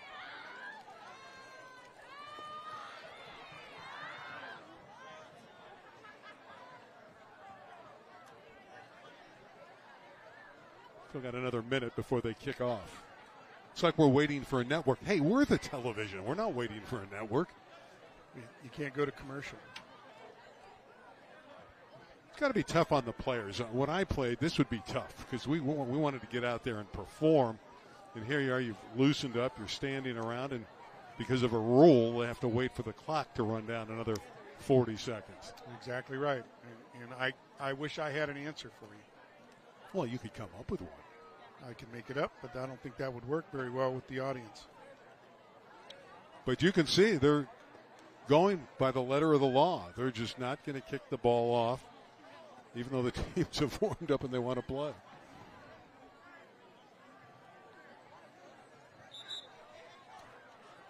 Here we go. We got another 10 seconds.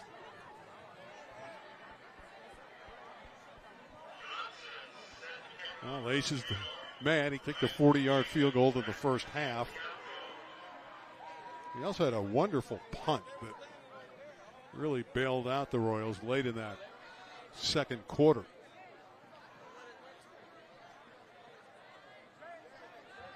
Well, the second half, El Camino has to reduce the mistakes, eliminate them if possible.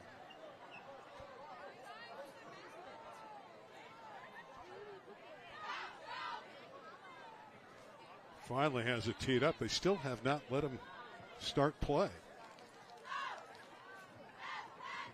And I'm not exactly sure why. Yeah, I don't know why the delay.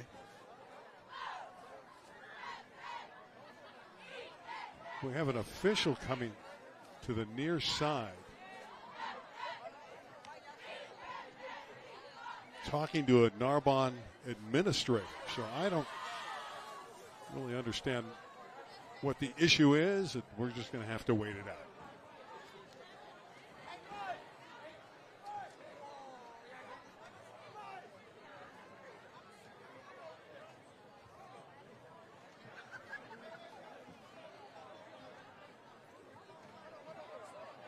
So El Camino controlled the first half, and they were the better football team. Let's see what happens in the second half. They are discussing matters with the Narbonne coaching staff, and obviously something went on that we are not privy to, and now they have people coming onto the field.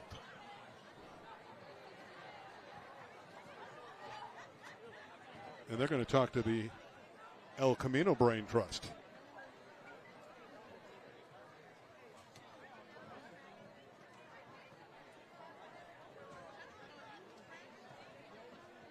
Oh, too bad we can't read minds, huh? Yeah, I'm not sure what the delay is here and why they're... You know what? I don't think they had a chain gang group. That's what I think it is. I think the chain gang finally arrived late. Those are the people that came across the field. Well, that's interesting. So we figured it out, and we're ready to play, thankfully.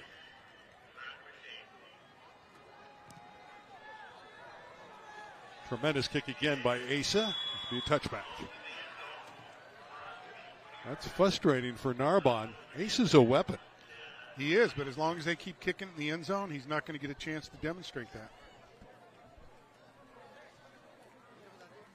Well, Narbonne's offense struggled in the first half. They had some good moments from their terrific running back, the senior Nick Leonard. He's one of their captains and is the glue to the team. Number one, who will be featured, I would imagine, in the second half. But other than that, they didn't show a lot offensively. Howard had their one touchdown run. Well, let's see if El Camino's defensive line can penetrate again and beat that offensive line across the ball. Yeah, Leonard's touchdown was a thing of beauty up the middle. And they'll feature him on first down. No, he is hit down, going nowhere. Derbeshian. Well, Derbeshian's a strong kid, and unfortunately, Leonard is shaken up. That's a player that the Gauchos could ill afford to lose. Obviously, we wish him well. That's the most important thing. You don't want to see that.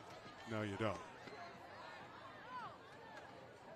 It looked innocent, but obviously he's not getting up, Nick Leonard. But again, if you watch the replay, you'll see Derbeshian just get across the line of scrimmage and unblocked.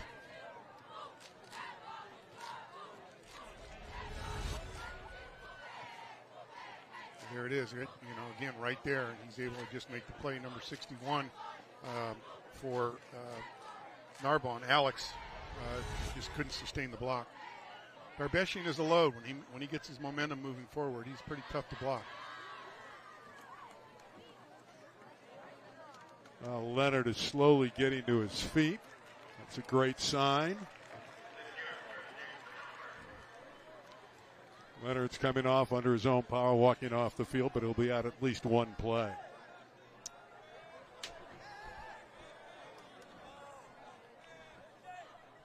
Darbeshian is one of those athletes that we were talking about during halftime who has a very high GPA, taking AP classes, and he's clearly going to be a college prospect.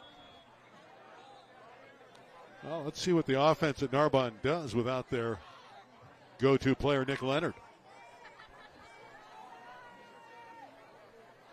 Second down and 10. They run it. And carrying the football is the big guy, Epinesa. Yeah, Epinesa's a two-way player, and he's been great on defense.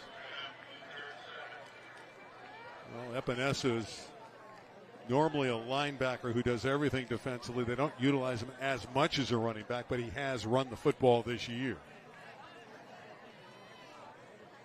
But he's their leader.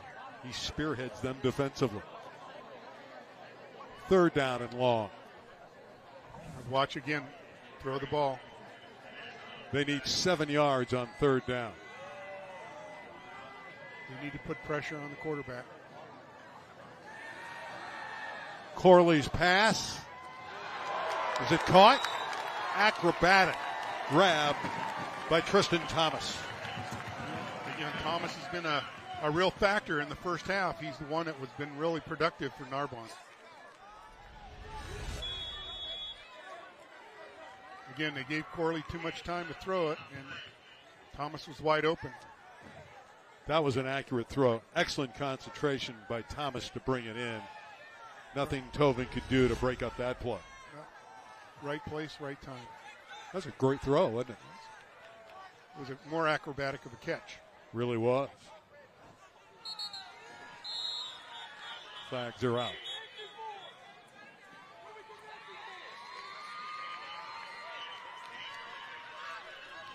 False start on the offense. 5-yard penalty. We talked about some of the mental errors that El Camino had in the first half. Well, Narbonne's guilty of that here. And without Nick Leonard in there, some of that leadership in the backfield gone. Right. Again, you're going to start to see those kinds of mistakes being made if your playmaker is out. And hopefully Leonard isn't hurt that badly, but he'll be back. First and 15. They need to get to the 50 to move the chains.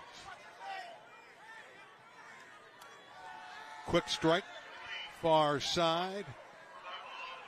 Short gain for Victor Carbajal.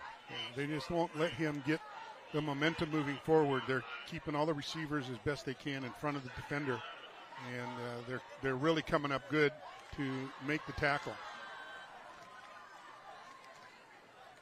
2.5 minutes into the third quarter.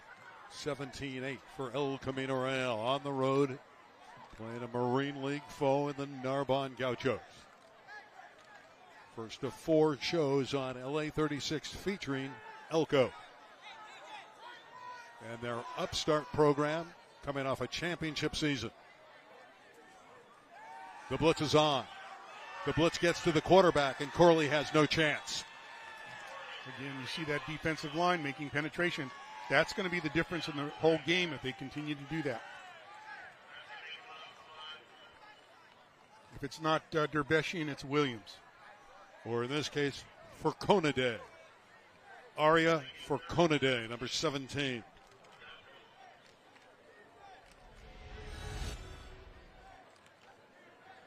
Coming from the outside, and they were able to just corral Corley. You had 3 on that tackle. Third down and very long. Corley has to protect the football here. Doesn't want to turn it over.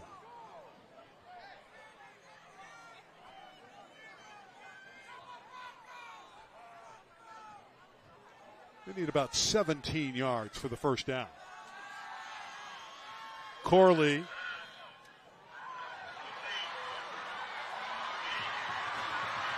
Going to be close to the first down sticks on the catch and run by Villegas.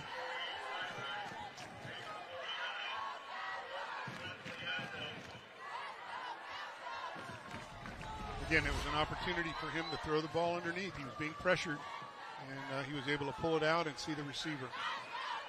Going to bring up 4th and 1. Again, a couple of blown tackles here. Should have made the play. Substantial play here on 4th and 1. Didn't make it. Nope. Cut down is Epinesa, and the ball goes over on downs, and a huge stop for El Camino Real. Williams was right there, number 52. He was able to make the play. And you just wonder if Nick Leonard was in the game, would the chains have moved? Those are all kinds of suspect questions. Well, for El Camino, they take over at the 47-yard line of Narbonne. And, Leonard is still on the bench, and his helmet's off. Royals would love to capitalize here and grow that lead, which is 17-8.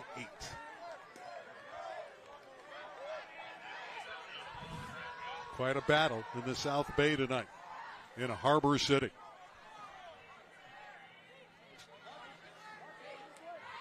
Delay to Ermita. Colin Ermita. Again, a little misdirection on that, and Armida was able to capitalize on it and make about a 4-yard gain. Oscar Arroyo with the stop.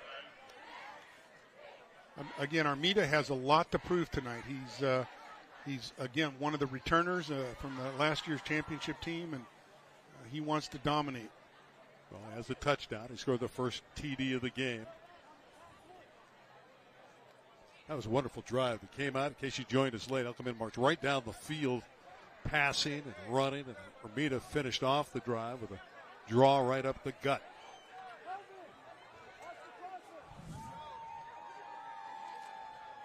Throw to the sideline. Catch and run. It's Cortez again, and Roth has been the favorite target of quarterback Javen Hall. Number 19 has an opportunity to really make big plays, and he has clearly done that. He is the up-and-coming receiver, according to Coach Sabolic. Short of the first down, 3rd and a long 1. See that clock approaching the midway stage of the 3rd quarter.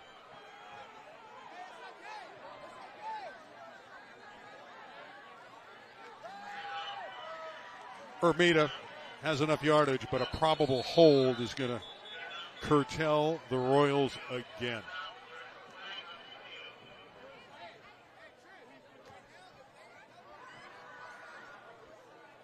Well, these fouls against El Camino Real keeping Narbonne in the game. 59 blue, El Camino. 10-yard penalty. 3rd down. You know, as a former offensive lineman, I can tell you that there's maybe holding every time on every play, but sometimes you just see the obvious ones, and those are the ones that get called. What's frustrating if you're the coaching staff at El Camino Real, you have the game in hand, sort of. You're driving, you have a 2-score lead at 17-8, looking to try to put them away the way the defense is played, and then you make a mistake. And Narbonne still very much within contact.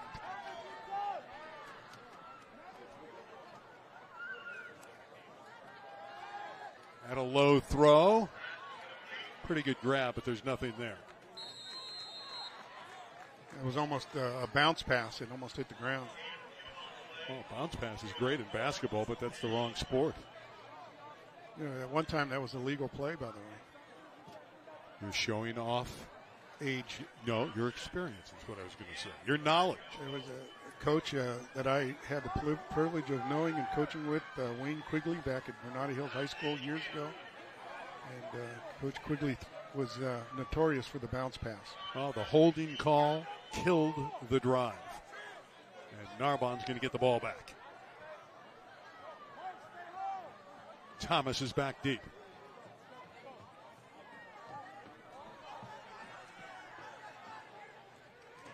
This one's returnable. That's wonderful coverage. 44 for El Camino. Mefford has been fabulous on the specialty unit. And Aiden Mefford. And he's the long snapper. He was able to get down there first.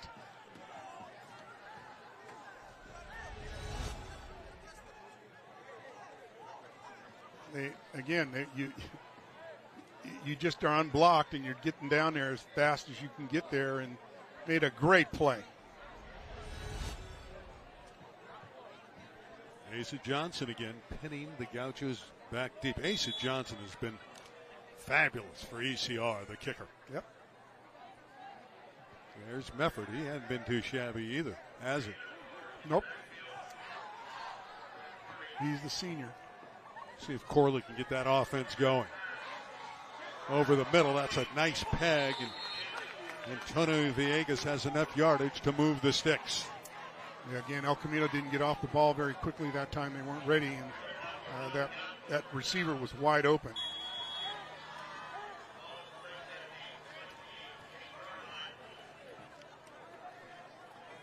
Four and a half minutes left, third quarter.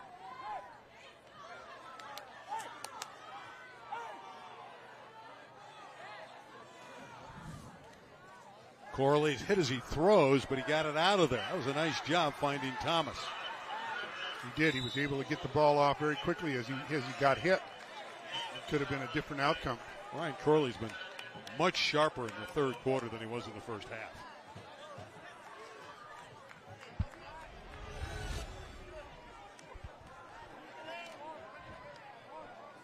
As you see, he got hit as he threw the ball, and a fraction of a second longer, and it would have been a different outcome. 2nd and 3 after a gain of 7. Gauchos have moved it out to their 35.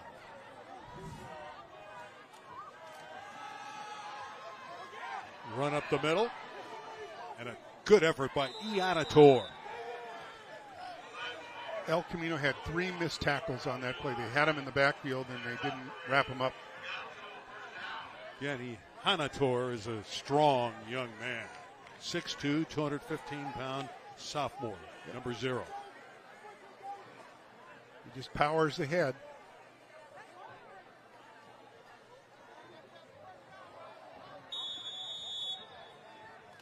First down, ball tickling the 40-yard line.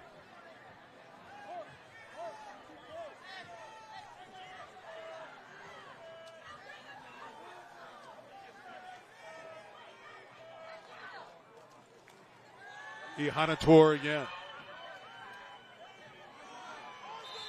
Good job defensively as they swarm. Big dust pile. And again, there's Mefford, 44.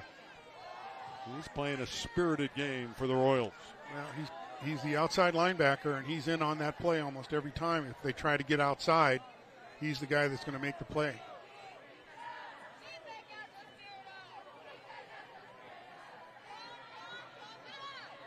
Two and a half minutes left, third quarter with Paul Zabalek. I'm Randy Rosenblum.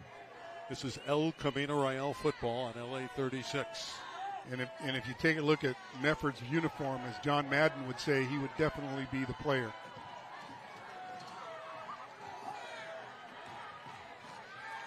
Second and 10 play. Again, a low throw and a good catch by Tristan Thomas for the first down. Again, Corley has made some adjustments now the second half, and he's taken a little bit more time, a little more poise, and he's completing the passes. At 6'4", he can see over the line. He can see the receivers. Immediately wide open, and he saw him, and he was able to make the play. Nice drive for Narbonne. They were pinned inside their 15. They've reached the 48 of the Royals. Ianator breaks 2, maybe 3 tackles and reaches the 45. Yep. And that was the time they were able to throw him down for a loss, but they let him out. You got to wrap up. Mefford was in on that play as well, but Huntar was just too strong. Well, Narbonne is eating up the clock in this third quarter. You would think down by 9, they need to get points out of this drive. If you're El Camino, you're thinking we need one big stop here, and we're in pretty good shape going to the fourth quarter. They've been sustaining the drive on the ground. A couple of passes, keep it wide open. Second down and a short 8. Dropped. Villegas looked up and he saw all those blue shirts in the area and dropped the football. Well, but not only that, Corley saw a few in his face as well. They were able to penetrate, which caused the hurry up and throw. This El Camino defense has been splendid tonight. They've been doing some good things. They need to keep it going if they're going to win this ball game. They can't let up. Ball's at the El Camino 45. It's third down. And about 8. 3rd and 8. Another blitz dialed up, you think? Let's see. I would suspect they're bringing the house. Here they come. Pressure again. He gets it out. He's beating the blitz with precise throws to Antonio Villegas. And again, Villegas just did a little, we used to call it in the old days, the old hook pattern. And he just turned and the ball was right there. I mean, Corley was able to put it on the money. These are big third down conversions. He read the blitz and he saw it. For the El Camino 36-yard line.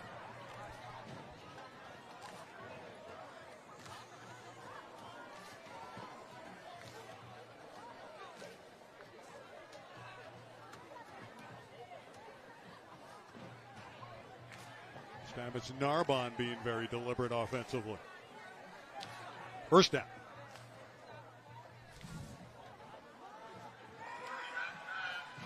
He's hot as can be right now, Corley. Down to the 30. Same pattern, same pass, same throw. Same player, Villegas. Yeah, exactly. He's reading the blitz. He sees it coming, and he's able to just dump it. And again, it's just a turn-in pattern. It just takes about a second and a half. That's going to conclude the third quarter. So after 3, no score at all in the third. But it's Narbonne on a sustained march. They got movement, they got momentum, and again, it's the mistakes of El Camino that gave them that opportunity. They just can't continue to do that, and they've got to tighten it up in the fourth quarter here now. Well, that one holding foul, they had the first down yardage. Armida made a great play and got the yardage, and it was just called back. It tears your whole momentum in half. Well, if you're Narbonne, you got to be pleased for your offense. You're getting terrific quarterback play in the second half. Villegas is finding holes in the defense, and the front wall is holding up for the most part against those blitzes. Right, and again, it's surprising that they're able to pick it up, but Corley is throwing that underneath pattern real quick, and El Camino's linebackers are not in the flat to cover it, and their corners are not playing the press that they should be to keep the receivers from making that break.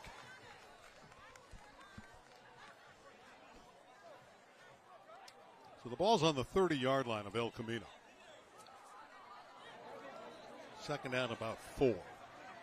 Here's where the workouts, the training, the being in shape really will demonstrate itself now in the fourth quarter. Narbonne hasn't been able to substitute very much, and you may start to see some exhaustion and some players not pushing at 110%.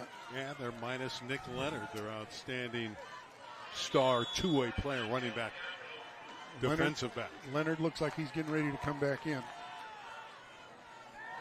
Second down play for Corley. That's intercepted. There is a huge play, and it's coming back the other way. McCoy. Touchdown. El Camino Real. Caden McCoy. We talked about it earlier, and this is the outcome when you start to see the quarterback make those plays, and all of a sudden they start to get complacent, and he threw it right into coverage. He threw it right into the hands of the El Camino defender. For Caden McCoy, Jason Zabal said he's young and growing. Well, he just grew up. He did. This will definitely be that experience track we were talking about. This is, you don't get from a book. You have to be able to make this stuff happen. And you just saw what happened when you start pressuring the quarterback and he rushes the pass, and it's a touchdown the other way. And how deflating is this for Narbonne? They were marching right down the field, looked like they were going to score. They looked unstoppable with their passing game, and then a pick six. Yeah. Kind of like the game with the Chargers and the Chiefs the other night, right? Yeah. And again, you see what happens when you pressure the quarterback and he throws it right into the defender's hands, and they go the other way. I mean, that was a pick six right there. That brings the score to 23-8 for ECR. Point pending. You do have a man down behind the play. It looks like a cramp they're trying to work out, so we might have a delay on this point after.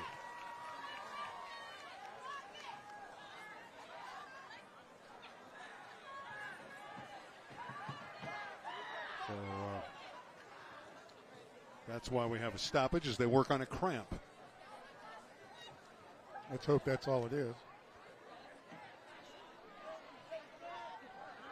Your head coach is also the trainer out there. There's an El Camino player there stretching the left leg. Can't catch a number.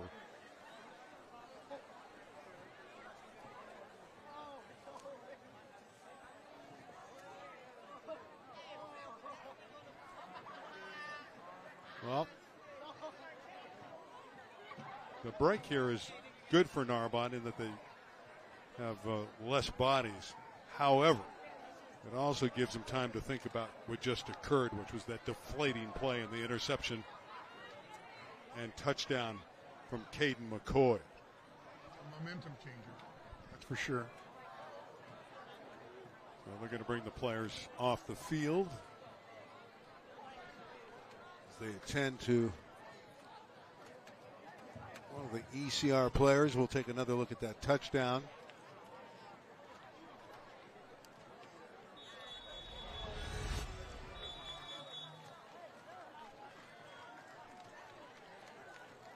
Again, Corley was rushed and he was pressured and just pushed it, and you see the result.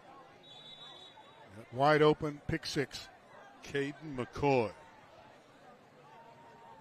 Vladimir Derbeshian is the injured player. As you see, McCoy easily scored. Vladimir has hobbled to the sideline. They were trying to stretch that leg. Look at that swimming move by McCoy after the touchdown. Yep.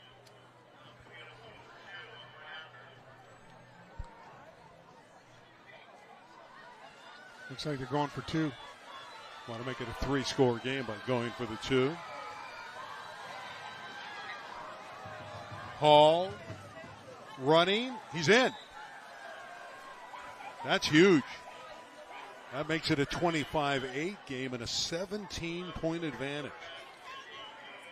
That's a good call by Coach Sabalik. It's a good call when it works. They're all good calls when they work. Now, Javen Hall has showed some maturity tonight. His feet were the difference so far. He's rushed for a touchdown. Now the 2-point conversion. One time he got a little bit fooled when he threw it into coverage and got picked off. But other than that, he's played a very solid game. But he's been able to move out of the pocket. He's been able to see receivers. And, again, that one mistake, but he made up for it.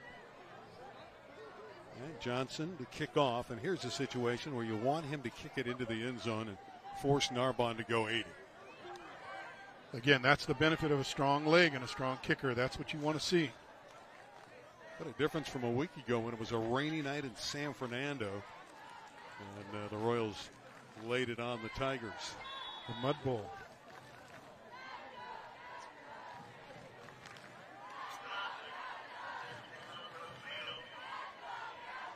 Will Asa get it to the end zone? Well, he grounds it, surprisingly.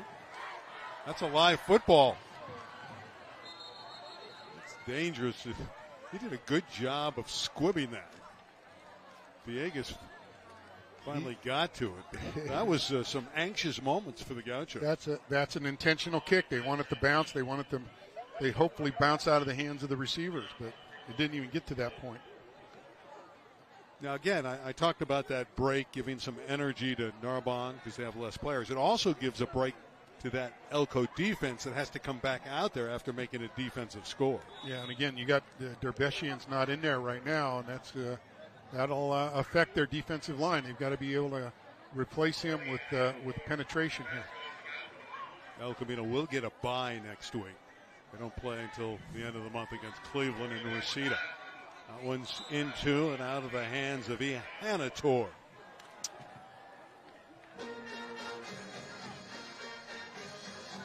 Narbonne has just struggled to make big plays against El Camino Real, and the only real play they had was the run for a touchdown by Leonard. Right. That brought some excitement. Gaucho Stadium was alive after the Leonard score, but not much since, and Leonard's been dinged up and on the sideline. 2nd down and 10. Corley tipped again and nearly intercepted by Mefford. Yep, he almost picked that one. So would have been another pick 6. And you're going to start to see them throw the ball more. They're going to try to catch up, and you're going to see more of the passes. If they don't stay with that underneath stuff, you're going to see some real excitement. 3rd down and 10. Well, this is Narbonne desperately in need of a conversion.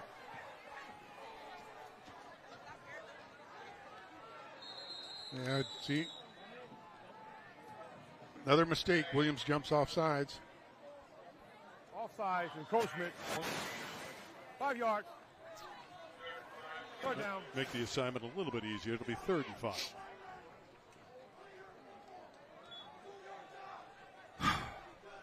You seem frustrated as a coach yourself. You hate to see that by either side. You just don't want to see mistakes. You know, the kids are trying their best. They're very enthusiastic. They're excited. And, you know, again, you've got to understand that. That's just part of the game.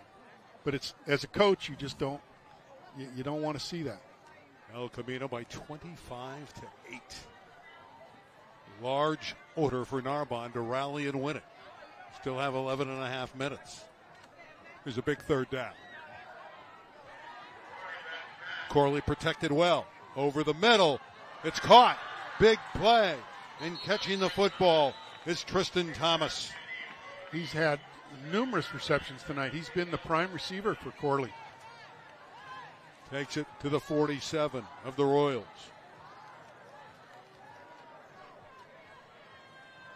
Yeah, again, that was that underneath pattern, and he was able to catch and run.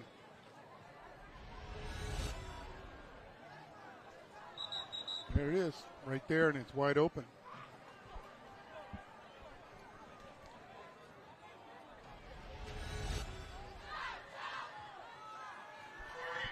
Corley again looking for the big pass and big play, and incomplete again for Thomas.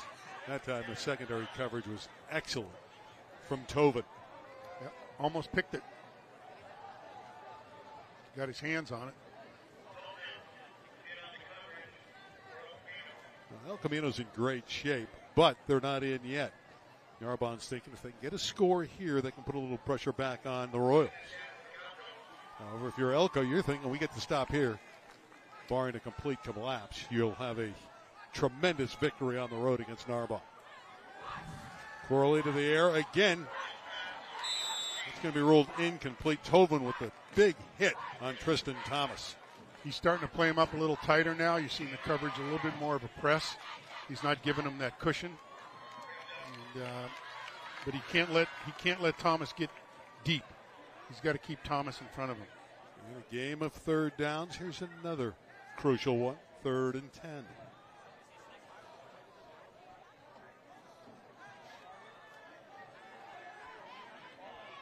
Corley's been accurate on these 3rd down balls. See if he can pinpoint another one. This time the Royals show blitz, and here they come.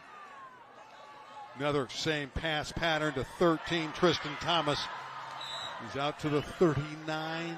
Now they're going to place him down back at the 40. He fell all the way down to the 39. It's going to bring up a 4th down play. Tristan upset with himself. He thought he was going to get loose. Well, there were 2 missed tackles that they should have had him for almost a loss because they just didn't wrap up. There's 1, there's 2, and the third one was able to slow him down. The third one was by Tovin. Here's maybe the ball game for Narbonne. 4th and 4 from the El Camino 40.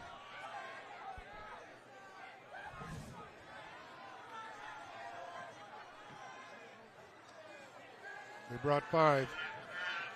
Got his first down. They have a lot more. On his way is Brown, Elijah Brown.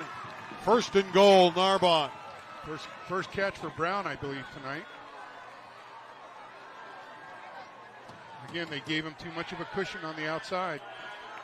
Narbonne's offense getting better later in the game. Remember, they had the long drive, only to have the interception and pick 6, and here they are again coming down the field. Yep, again, Tobin was way off the mark, and Fowles saved the touchdown with the tackle. Here's the run. About a yard short is Ihanator. You can see that El Camino defensive line is missing Derbeshian right now. He was a key to the pressure coming from the defensive line. And it's Narbonne going a little quicker. Rangeberry was slow to get up for the Royals. 2nd and goal. Epinesa. He's in. Touchdown, Narbonne. He was not to be denied. He was getting in there no matter what.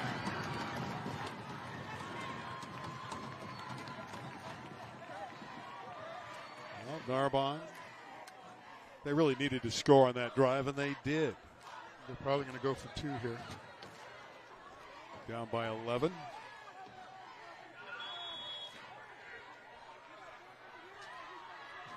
Really, you would think the kick would be in order, but it does look like they're going to go for 2. That would be my choice. You would think the PAT, it's 10, and you're within a touchdown and a field goal, but they want to get to within 9, obviously. So they go for the 2. Got it. That was easy. Too easy, looked like. Yep, again coming out of the backfield, it was Ihanator, and it's back to a 9-point game. 25-16, El Camino Real. Not over till it's over, Randy. And again, if you're Narbonne, you got to feel a lot better about your offense. The last 2 times they've had the football, they've really moved it. Yeah, they have, except for that one mistake of the interception. But they would be right back in this ball game if that didn't happen. But again, El Camino's got to tighten it up. Let's take another look at that touchdown. Corley to Ihanator. Again, missed tackle, and they could have had him for a loss. Well, Ihanator was the 2-pointer. That's the touchdown run by Epinesa. Right, again, but missed tackles. That's been the problem. The last couple of series, El Camino's not wrapping up. Interesting here. I don't think they'll try the onside kick. They could. But I want to see here if El Camino can get a running game going and run that clock out. Now, here we go on that 2-point conversion to Epinesa. Good throw. Wide open. Makes it easier as El Camino's Ihanator made the catch. El Camino's playing for the onside kick. But it's still a 2-score game. And they kick it short. It's a roll, and it's scooped up by Howard. Where's Devin going? Went the wrong way. El Camino needs to sustain a drive right now. They need to get down to the field. They need 4 first downs, and they'll make this happen. Well, they'll start from their 20-yard line. But they got to be methodical here. They've got to take it one play at a time and just work it down the field. That's what I was saying about the running game, though. You can run, you can physically dominate, you can chew up the clock, and that's how you win. That's how you close out football games, by running the pigskin.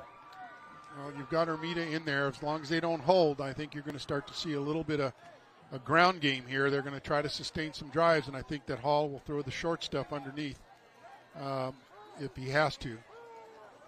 Well, it's time for the Narbonne defense, for the Gauchos to get stout.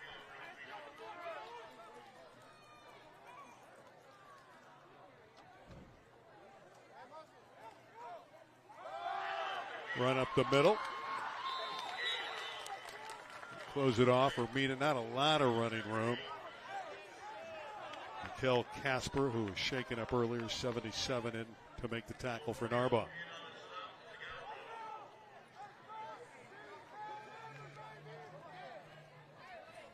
You don't want to get conservative, though. No. You got to keep it. You got to sustain the drive, but you got to throw the underneath stuff and open it up, pull those linebackers out. They're up real tight. They're playing for the run. Royals have been playing without Jake Shirley. He was shaken up in the first half. The tight end was terrific in the opening half. He's been missed.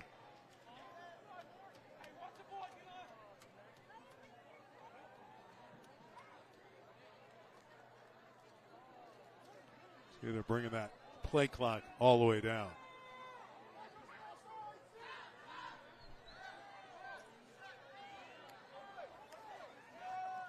Hall. Backward pass. That may be a live football. It rolls out of bounds. It's ruled an incompletion, but that was close. Not quite sure why he did that, and you look at it, it's questionable. Did that not look like a backward pass? It did, and it fortunately went out of bounds. It's a live ball. They ruled it an incompletion. They did not rule it as a backward pass. That's a break for El Camino Real. It's 3rd down and 8. Suddenly Narbonne's got all the momentum. That's what a score will do for you. So tough to close out games on the road, especially against a big Marine League foe. I suspect that Elko will throw the ball right here. 3rd and 8 for Hall.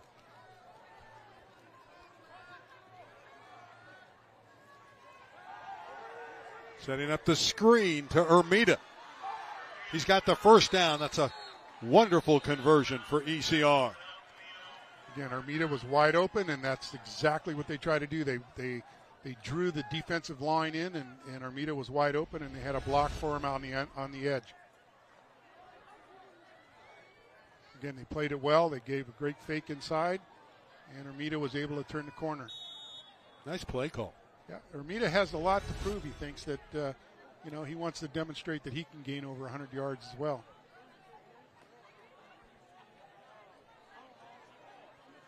Well, maybe that'll pick up the tempo for ECR offensively. Needed a little bit of a jump start after the first couple plays. That was a big hookup to Armida. This is an interesting formation.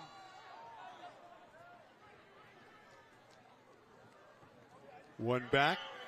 We're going to feature Armida. Put the head down. Maybe got a couple.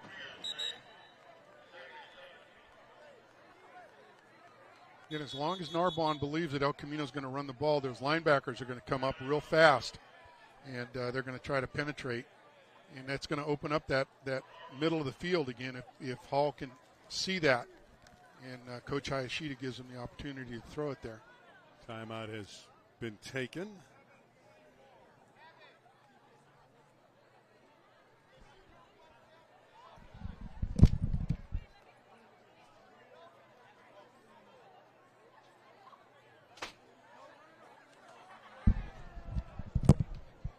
Gauchos took the timeout, so we'll be aware of what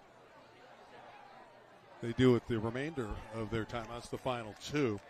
But their coach, Manuel, took it early. He wants to preserve that time for his offense. Well, again, they got to make sure they're going to just put up the right defense here because, again, El Camino's got the momentum now. They scored. They got the first down, and they've got to sustain it. They've got to make 3 more first downs to make this happen. Good news, number 5's back out there. There you go. Yep, I knew he'd come back out. He's a pretty tough guy. Jake Shirley. I wouldn't be surprised if he gets the ball underneath right now, that they throw it to him. Second down, 7. That will not work. They were waiting for Cortez to make the catch, and they dropped him immediately. Rafa had nowhere to go. But again, Shirley was wide open on that too, and they just threw it to Cortez. Third down and long. Give Narbonne's defense some credit here. Rallying to the football. And it was Leonard, and he's come back. Yep.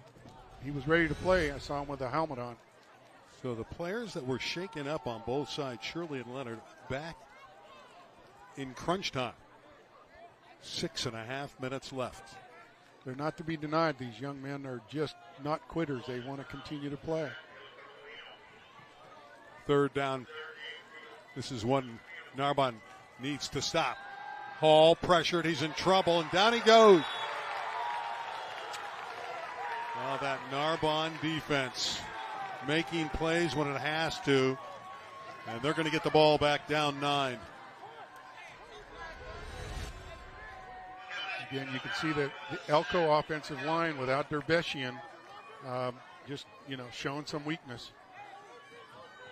Kevin Cabrera with the sack. Asa Johnson back out there. He's had some big punts tonight for Elko. Got to have a good snap here.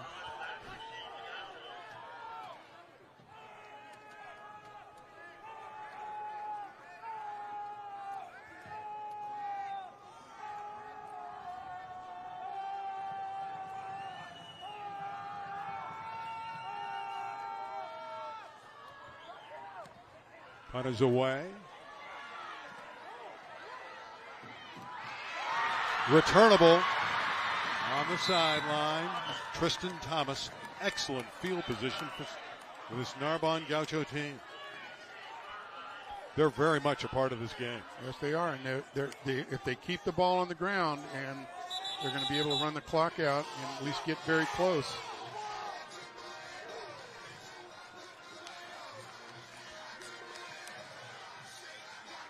Narbonne's offense, the last 2 times they've had the ball, have moved right down the field. Yep. Totally different look that you saw in the first half. Now with Leonard back in the game, it could make a big difference here with Corley being able to hit that flat pattern that they've worked on in every game I've watched. 5:10 remains from the 43 of Elko.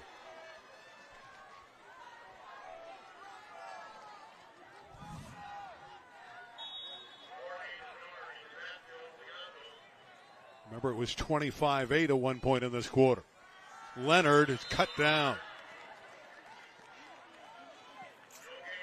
Kind of tripped over his own man. Yeah, he did. He tripped over number 3. Yep, that's Victor Carbajal who got him down. That's not what the Gauchos wanted. Royals say, thank you very much. Take it. Second down play for Corley over the middle. Tovin was the closest to the football. Again, they were targeting Tristan Thomas. Thomas has been a real factor. He's made about 6 or 7 receptions already, and he's been the main receiver for Corley. Third down and better than 10 yards, about 10.5.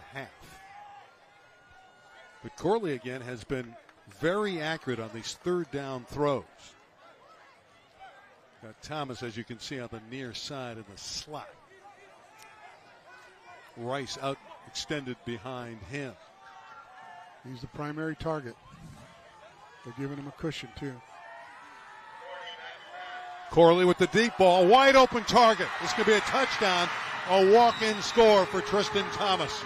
And they're alive in Harbor City. Yep, that's a difference again. You just saw that. They let him get deep, and they shouldn't have done that. They needed that safety coverage, and he wasn't there. Well, it's nervous time for El Camino. Their defense cannot stop Narbonne in this fourth quarter. Yep, that's a difference right there, 13. Thomas is the difference this game tonight for Narbonne. He was open by 20 yards. Should not have happened. That was a break in coverage by Elko. Martinez to make it a 2-point game.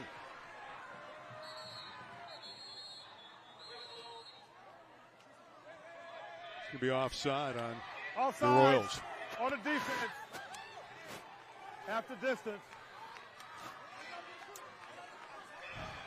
That's the kind of mistakes you don't want to make. Now they can run it in. They're going to go for 2.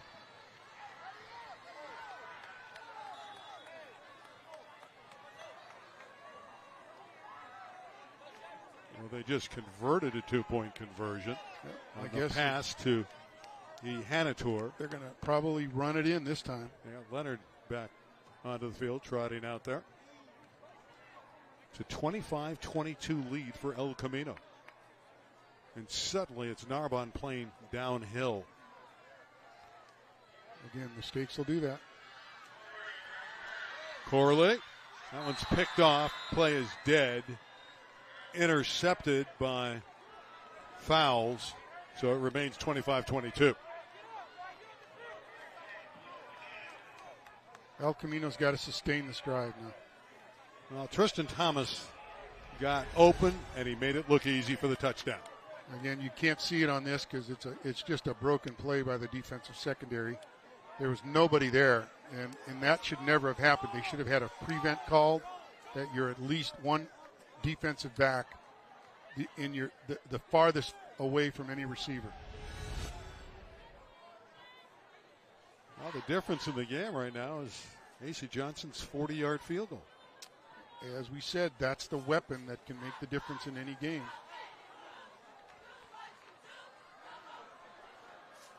But Elko's got to sustain their drive all the way down the field now. They got to run this clock out totally. Yeah, you don't want to see Narbonne get the ball back again. Nope. Looks like they probably score the way they're going. They're Martinez kicking off. Onside again. Short. That'll give ECR pretty good field position at their 35. As it was covered by that man again, Sam Tovin. El Camino can't get conservative here. They've got to take the ball, move it down the field. They need 3 first downs.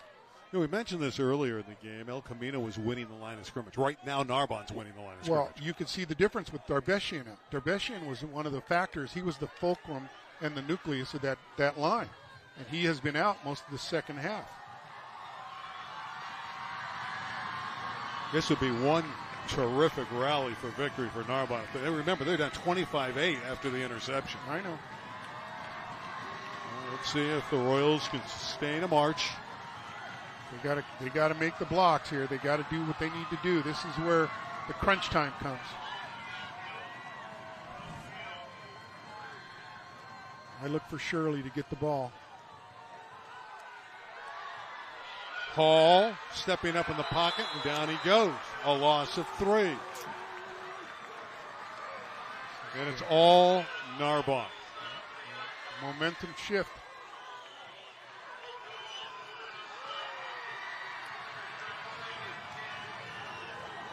Cabrera's had a nice game for the Gauchos. He was unblocked and he got in there.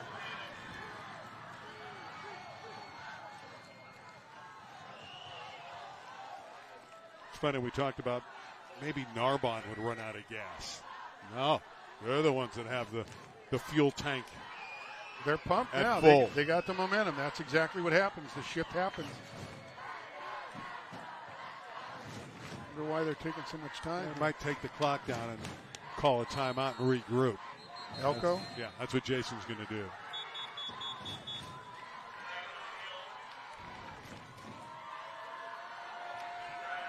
Oh, has the complexion of this game changed? It has, Randy, and it's amazing because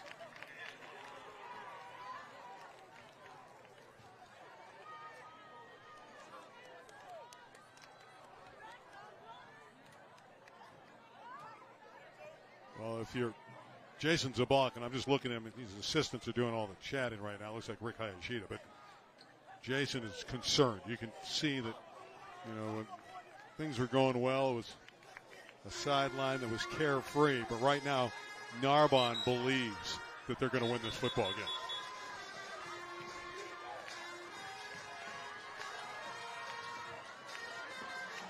Well, again, as Rick Hayashida, the offensive coordinator, he's not going to get too conservative here. He's got to play his game. He's got to be able to do what they did all week in practice.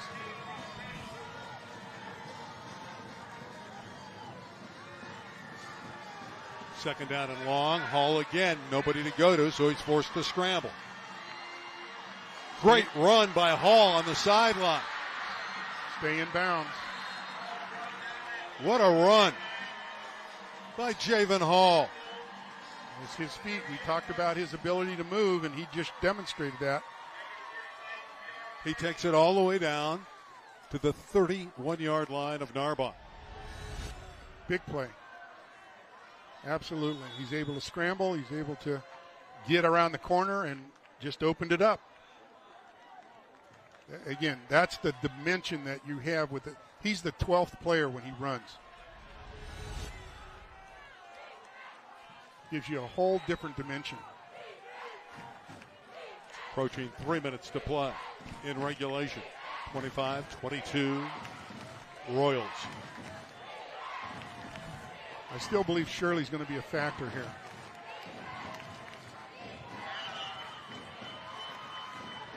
Fouls. Cuts it back inside for a little, not much.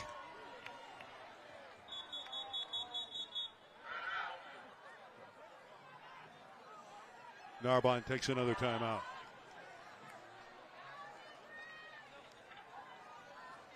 They're going to use that up as long as they're on defense. They're not going to, taking the ball and moving it down the field is going to be something that Elko has to continue to do. And when you look at the time remaining and the timeouts left, it's going to make the difference. Narbonne has one timeout remaining.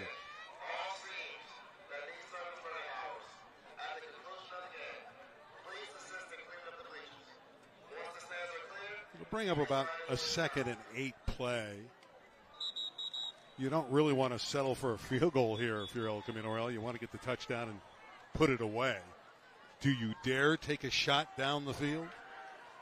Absolutely. I would not change my game plan. I would continue doing what they did the entire first half and make the stuff happen. Ermita is the man in the backfield, aligned with quarterback Javen Hall. And Shirley's in the slot.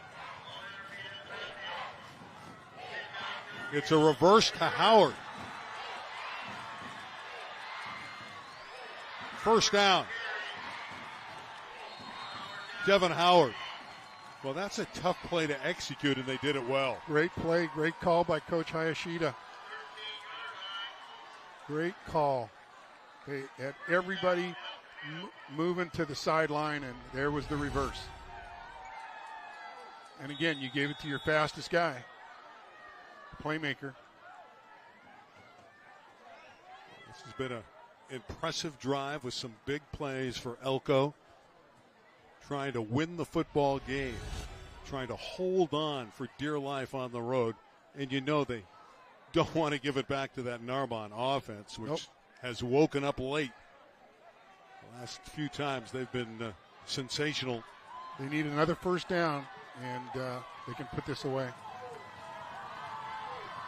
2 minutes left. Remember, Narbonne down to one timeout. El Camino with a fresh set of downs, and they're in no hurry. Ermita nearly lost it. Stay in bounds. Tackle again by Epinesa. Was it that they were going to try to do a razzle-dazzle, where it didn't work out. It almost lost the ball.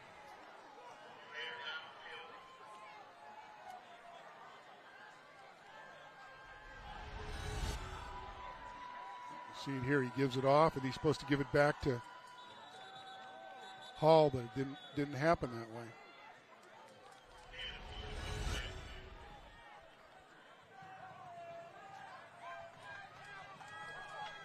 And he still made yardage on it, which is amazing. Clock is running. Down to 1:15 left. Elko trying to close out the game. Quick pitch. That's the power pitch with Armida. Yep. Armida wants to take it in. He wants to demonstrate that now.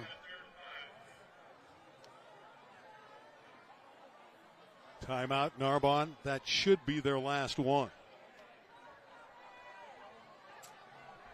Again, Armida is not to be denied. This is the old pitch power. And you got a lead blocker, and Armida makes it the rest of the way by himself.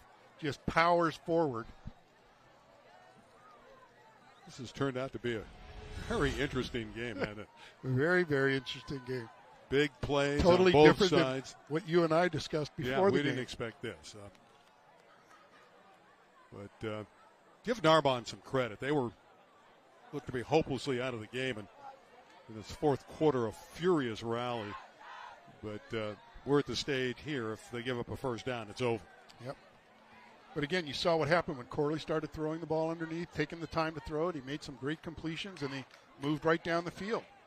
But they missed Leonard the whole third quarter just about. And if I'm El Camino, I obviously run two plays here. If you don't make it, I would not kick the field goal. No. I'd back them up and make them go the length of the field in the last few seconds. No time. Well, they can't let the guy go deep like he did last time. Sure. Where Thomas just did all by himself. If that happens, it doesn't matter where they are on the field. Doesn't matter if El Camino scores or gets a first down, it would be over. There's 1:03 remaining. Preston Thomas, 13, has been terrific. They're going to keep it on the ground. Pitch power again, probably. And you see Armida, he'll bust it if he gets an edge, he could score. 3rd and 5. Quick hitter with Howard. Howard running toward the goal line. It was taken away from him, but it's a touchdown. Howard got in. It's a TD for El Camino Real. So ECR is going to hold on and win the game. Devin Howard crossed the goal line, then it was punched out. Touchdown, El Camino Real. Narbonne can't believe it. I wasn't quite sure why he was holding the ball up so high. Well, he was trying to cross that imaginary line, that goal line, and he got there. Devin Howard. So what a response by the Royals. Yeah. Again, you saw Hall make that run. That was the difference that series. He just made stuff happen. He extended the series.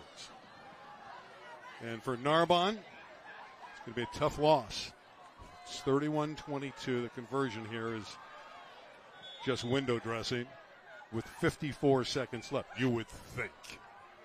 It's not over till it's over, Randy. Well, I'm not looking at any fat ladies here. Everybody seems to be in good shape. Johnson for the PAT. Boy, he's got a strong leg, and it's perfect. He does. Again, the difference maker. 32-22. Let's take another look at Devin Howard's TD. Yeah. I mean, that, again, was, I'm not sure why he lifted the ball up like that. He's certainly across the goal line now. Right there. Yeah, see, he's over. And there's the ball. It's a touchdown. But he was over. If he even kept it in his stomach, it was still over. So. Yeah, there's no reason to reach out because the worst thing he can have happen is lose the ball and give Narbonne a chance. Happened. It did. Yeah. But he was fortunate he had already got in there. This could be a big win for El Camino. I mean, this could be a big win for their program. Knocking off Narbonne on the road from the Marine League, it certainly would. Give the West Valley League even more credibility as well. Absolutely.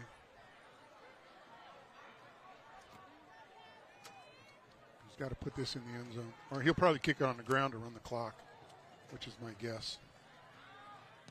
Yeah. It's touch, so the clock will start.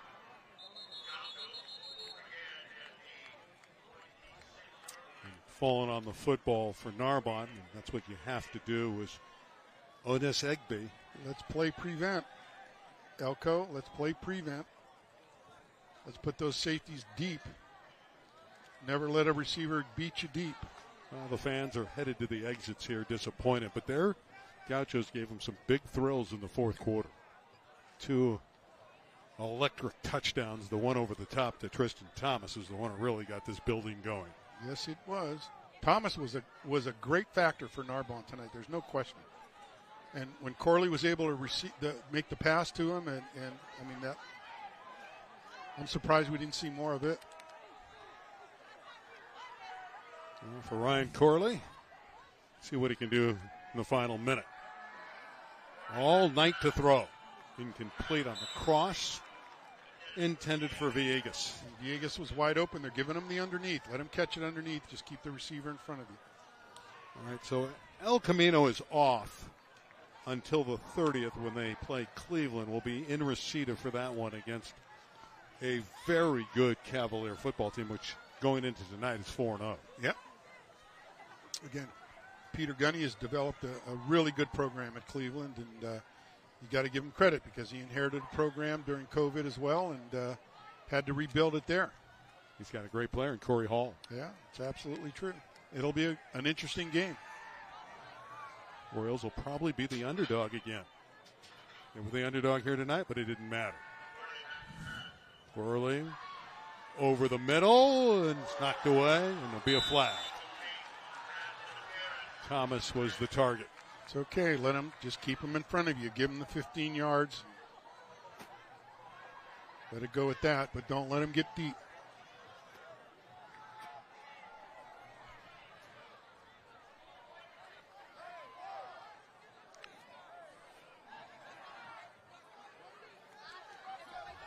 They're going to have to readjust the clock. It was running after the flag, so we'll see how much time is remaining. Remember, in prep football, it's a 15-yard penalty. It's not a spot foul on interference. On the defense. So we got to go to the scoop.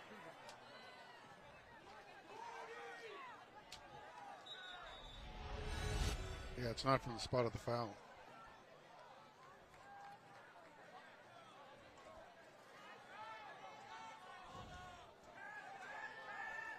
Looks like he was going for the ball, but it's questionable.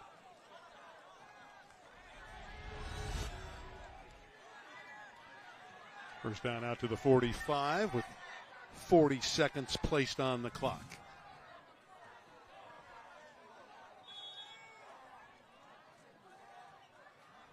Remember, Narbonne has no more timeouts. Quick one to Villegas. He needs to get out of bounds and does. Picks up about 20. Well, Narbonne's doing this well.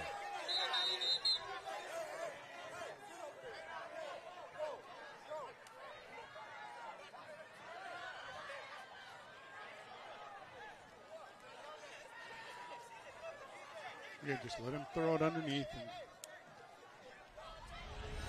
don't make a mistake.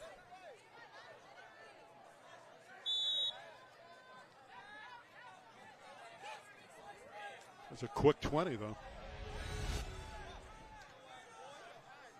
34 seconds remain. 32-22 ECR.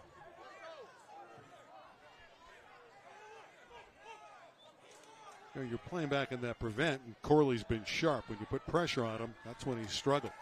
Right. Here comes the pressure. He steps away from it and deflected away beautifully by Howard. And a late flag, and he's going to get hit. Well, that's clearly a questionable call.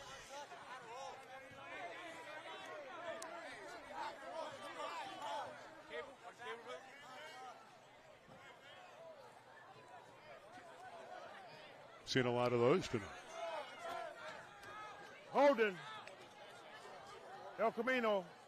Blue 13, 10-yard penalty. That'll take it to the 30.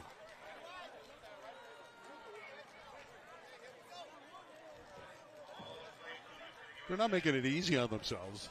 They're still in fabulous shape. But yeah. That's why it's not over till it's over. That's high school football. Anything goes. Yep. I don't know why that was.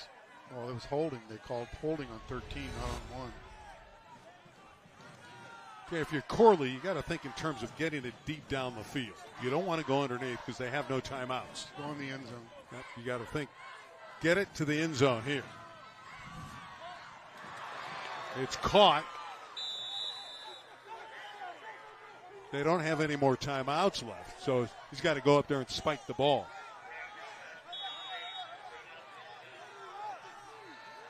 Clock is running inside of 20 seconds to play. It's deflected and picked off. Tovin. Sam Tovin with the interception. Is that his second one?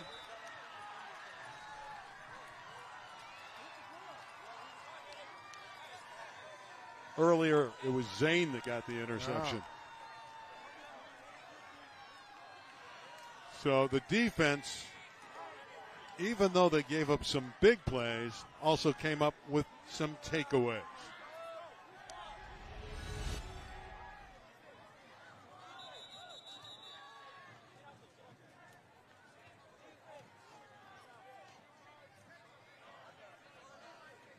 Well, that went through a lot of hands, didn't it? Yeah, and it even bounced off his helmet. But great concentration.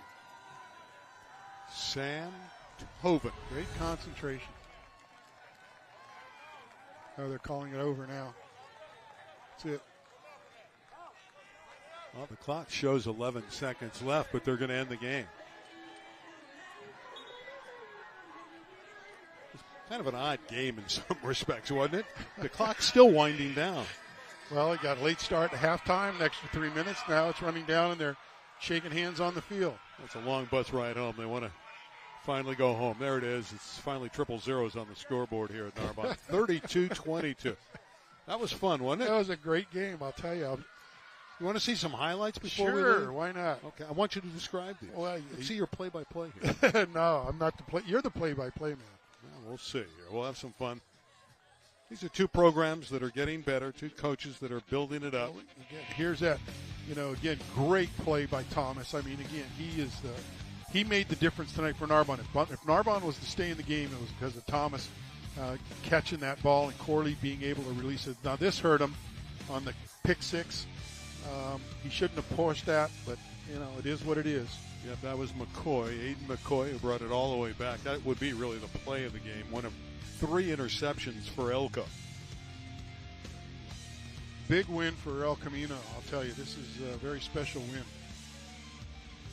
The pass to Elijah Brown. Yeah. Again, wide open, and it was broken coverage by El Camino. He was not to be denied on that play. Yeah, that was Epinesa who scored. And then down the field came ECR. Now they're going to get sacked here on the play by Kevin Cabrera. But El Camino did have some answers late in the game. The offense came right back down the field after this broken coverage. Yeah, this is absolutely broken coverage. You're going to watch that film tomorrow, and they're going to play that back about 30 times, and each coach is going to have a comment about it.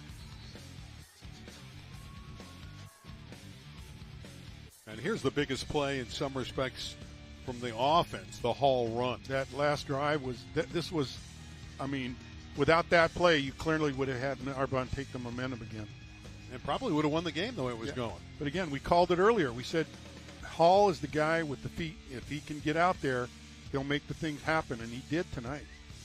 And then touchdown run, just getting there, Devin Howard. In a game that lasted nearly 3 hours. Final thoughts on how big this program win was. How big is it for the program? Well, again, we talked about it in pregame. We talked about the importance of rebuilding these programs. We talked about how hard these coaches and players have worked in the off season. And again, this is what's the result of that hard work. And now they build on this momentum. Paul, was fun. Thank you, Randy, very much. I enjoyed it. For Paul Zabalik, I'm Randy Rosenbaum. We're going to close it out right here.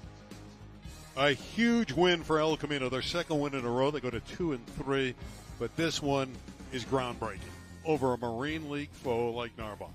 El Camino, last year's D2 champions, they're going to be good again. We'll be back in a couple weeks with El Camino football.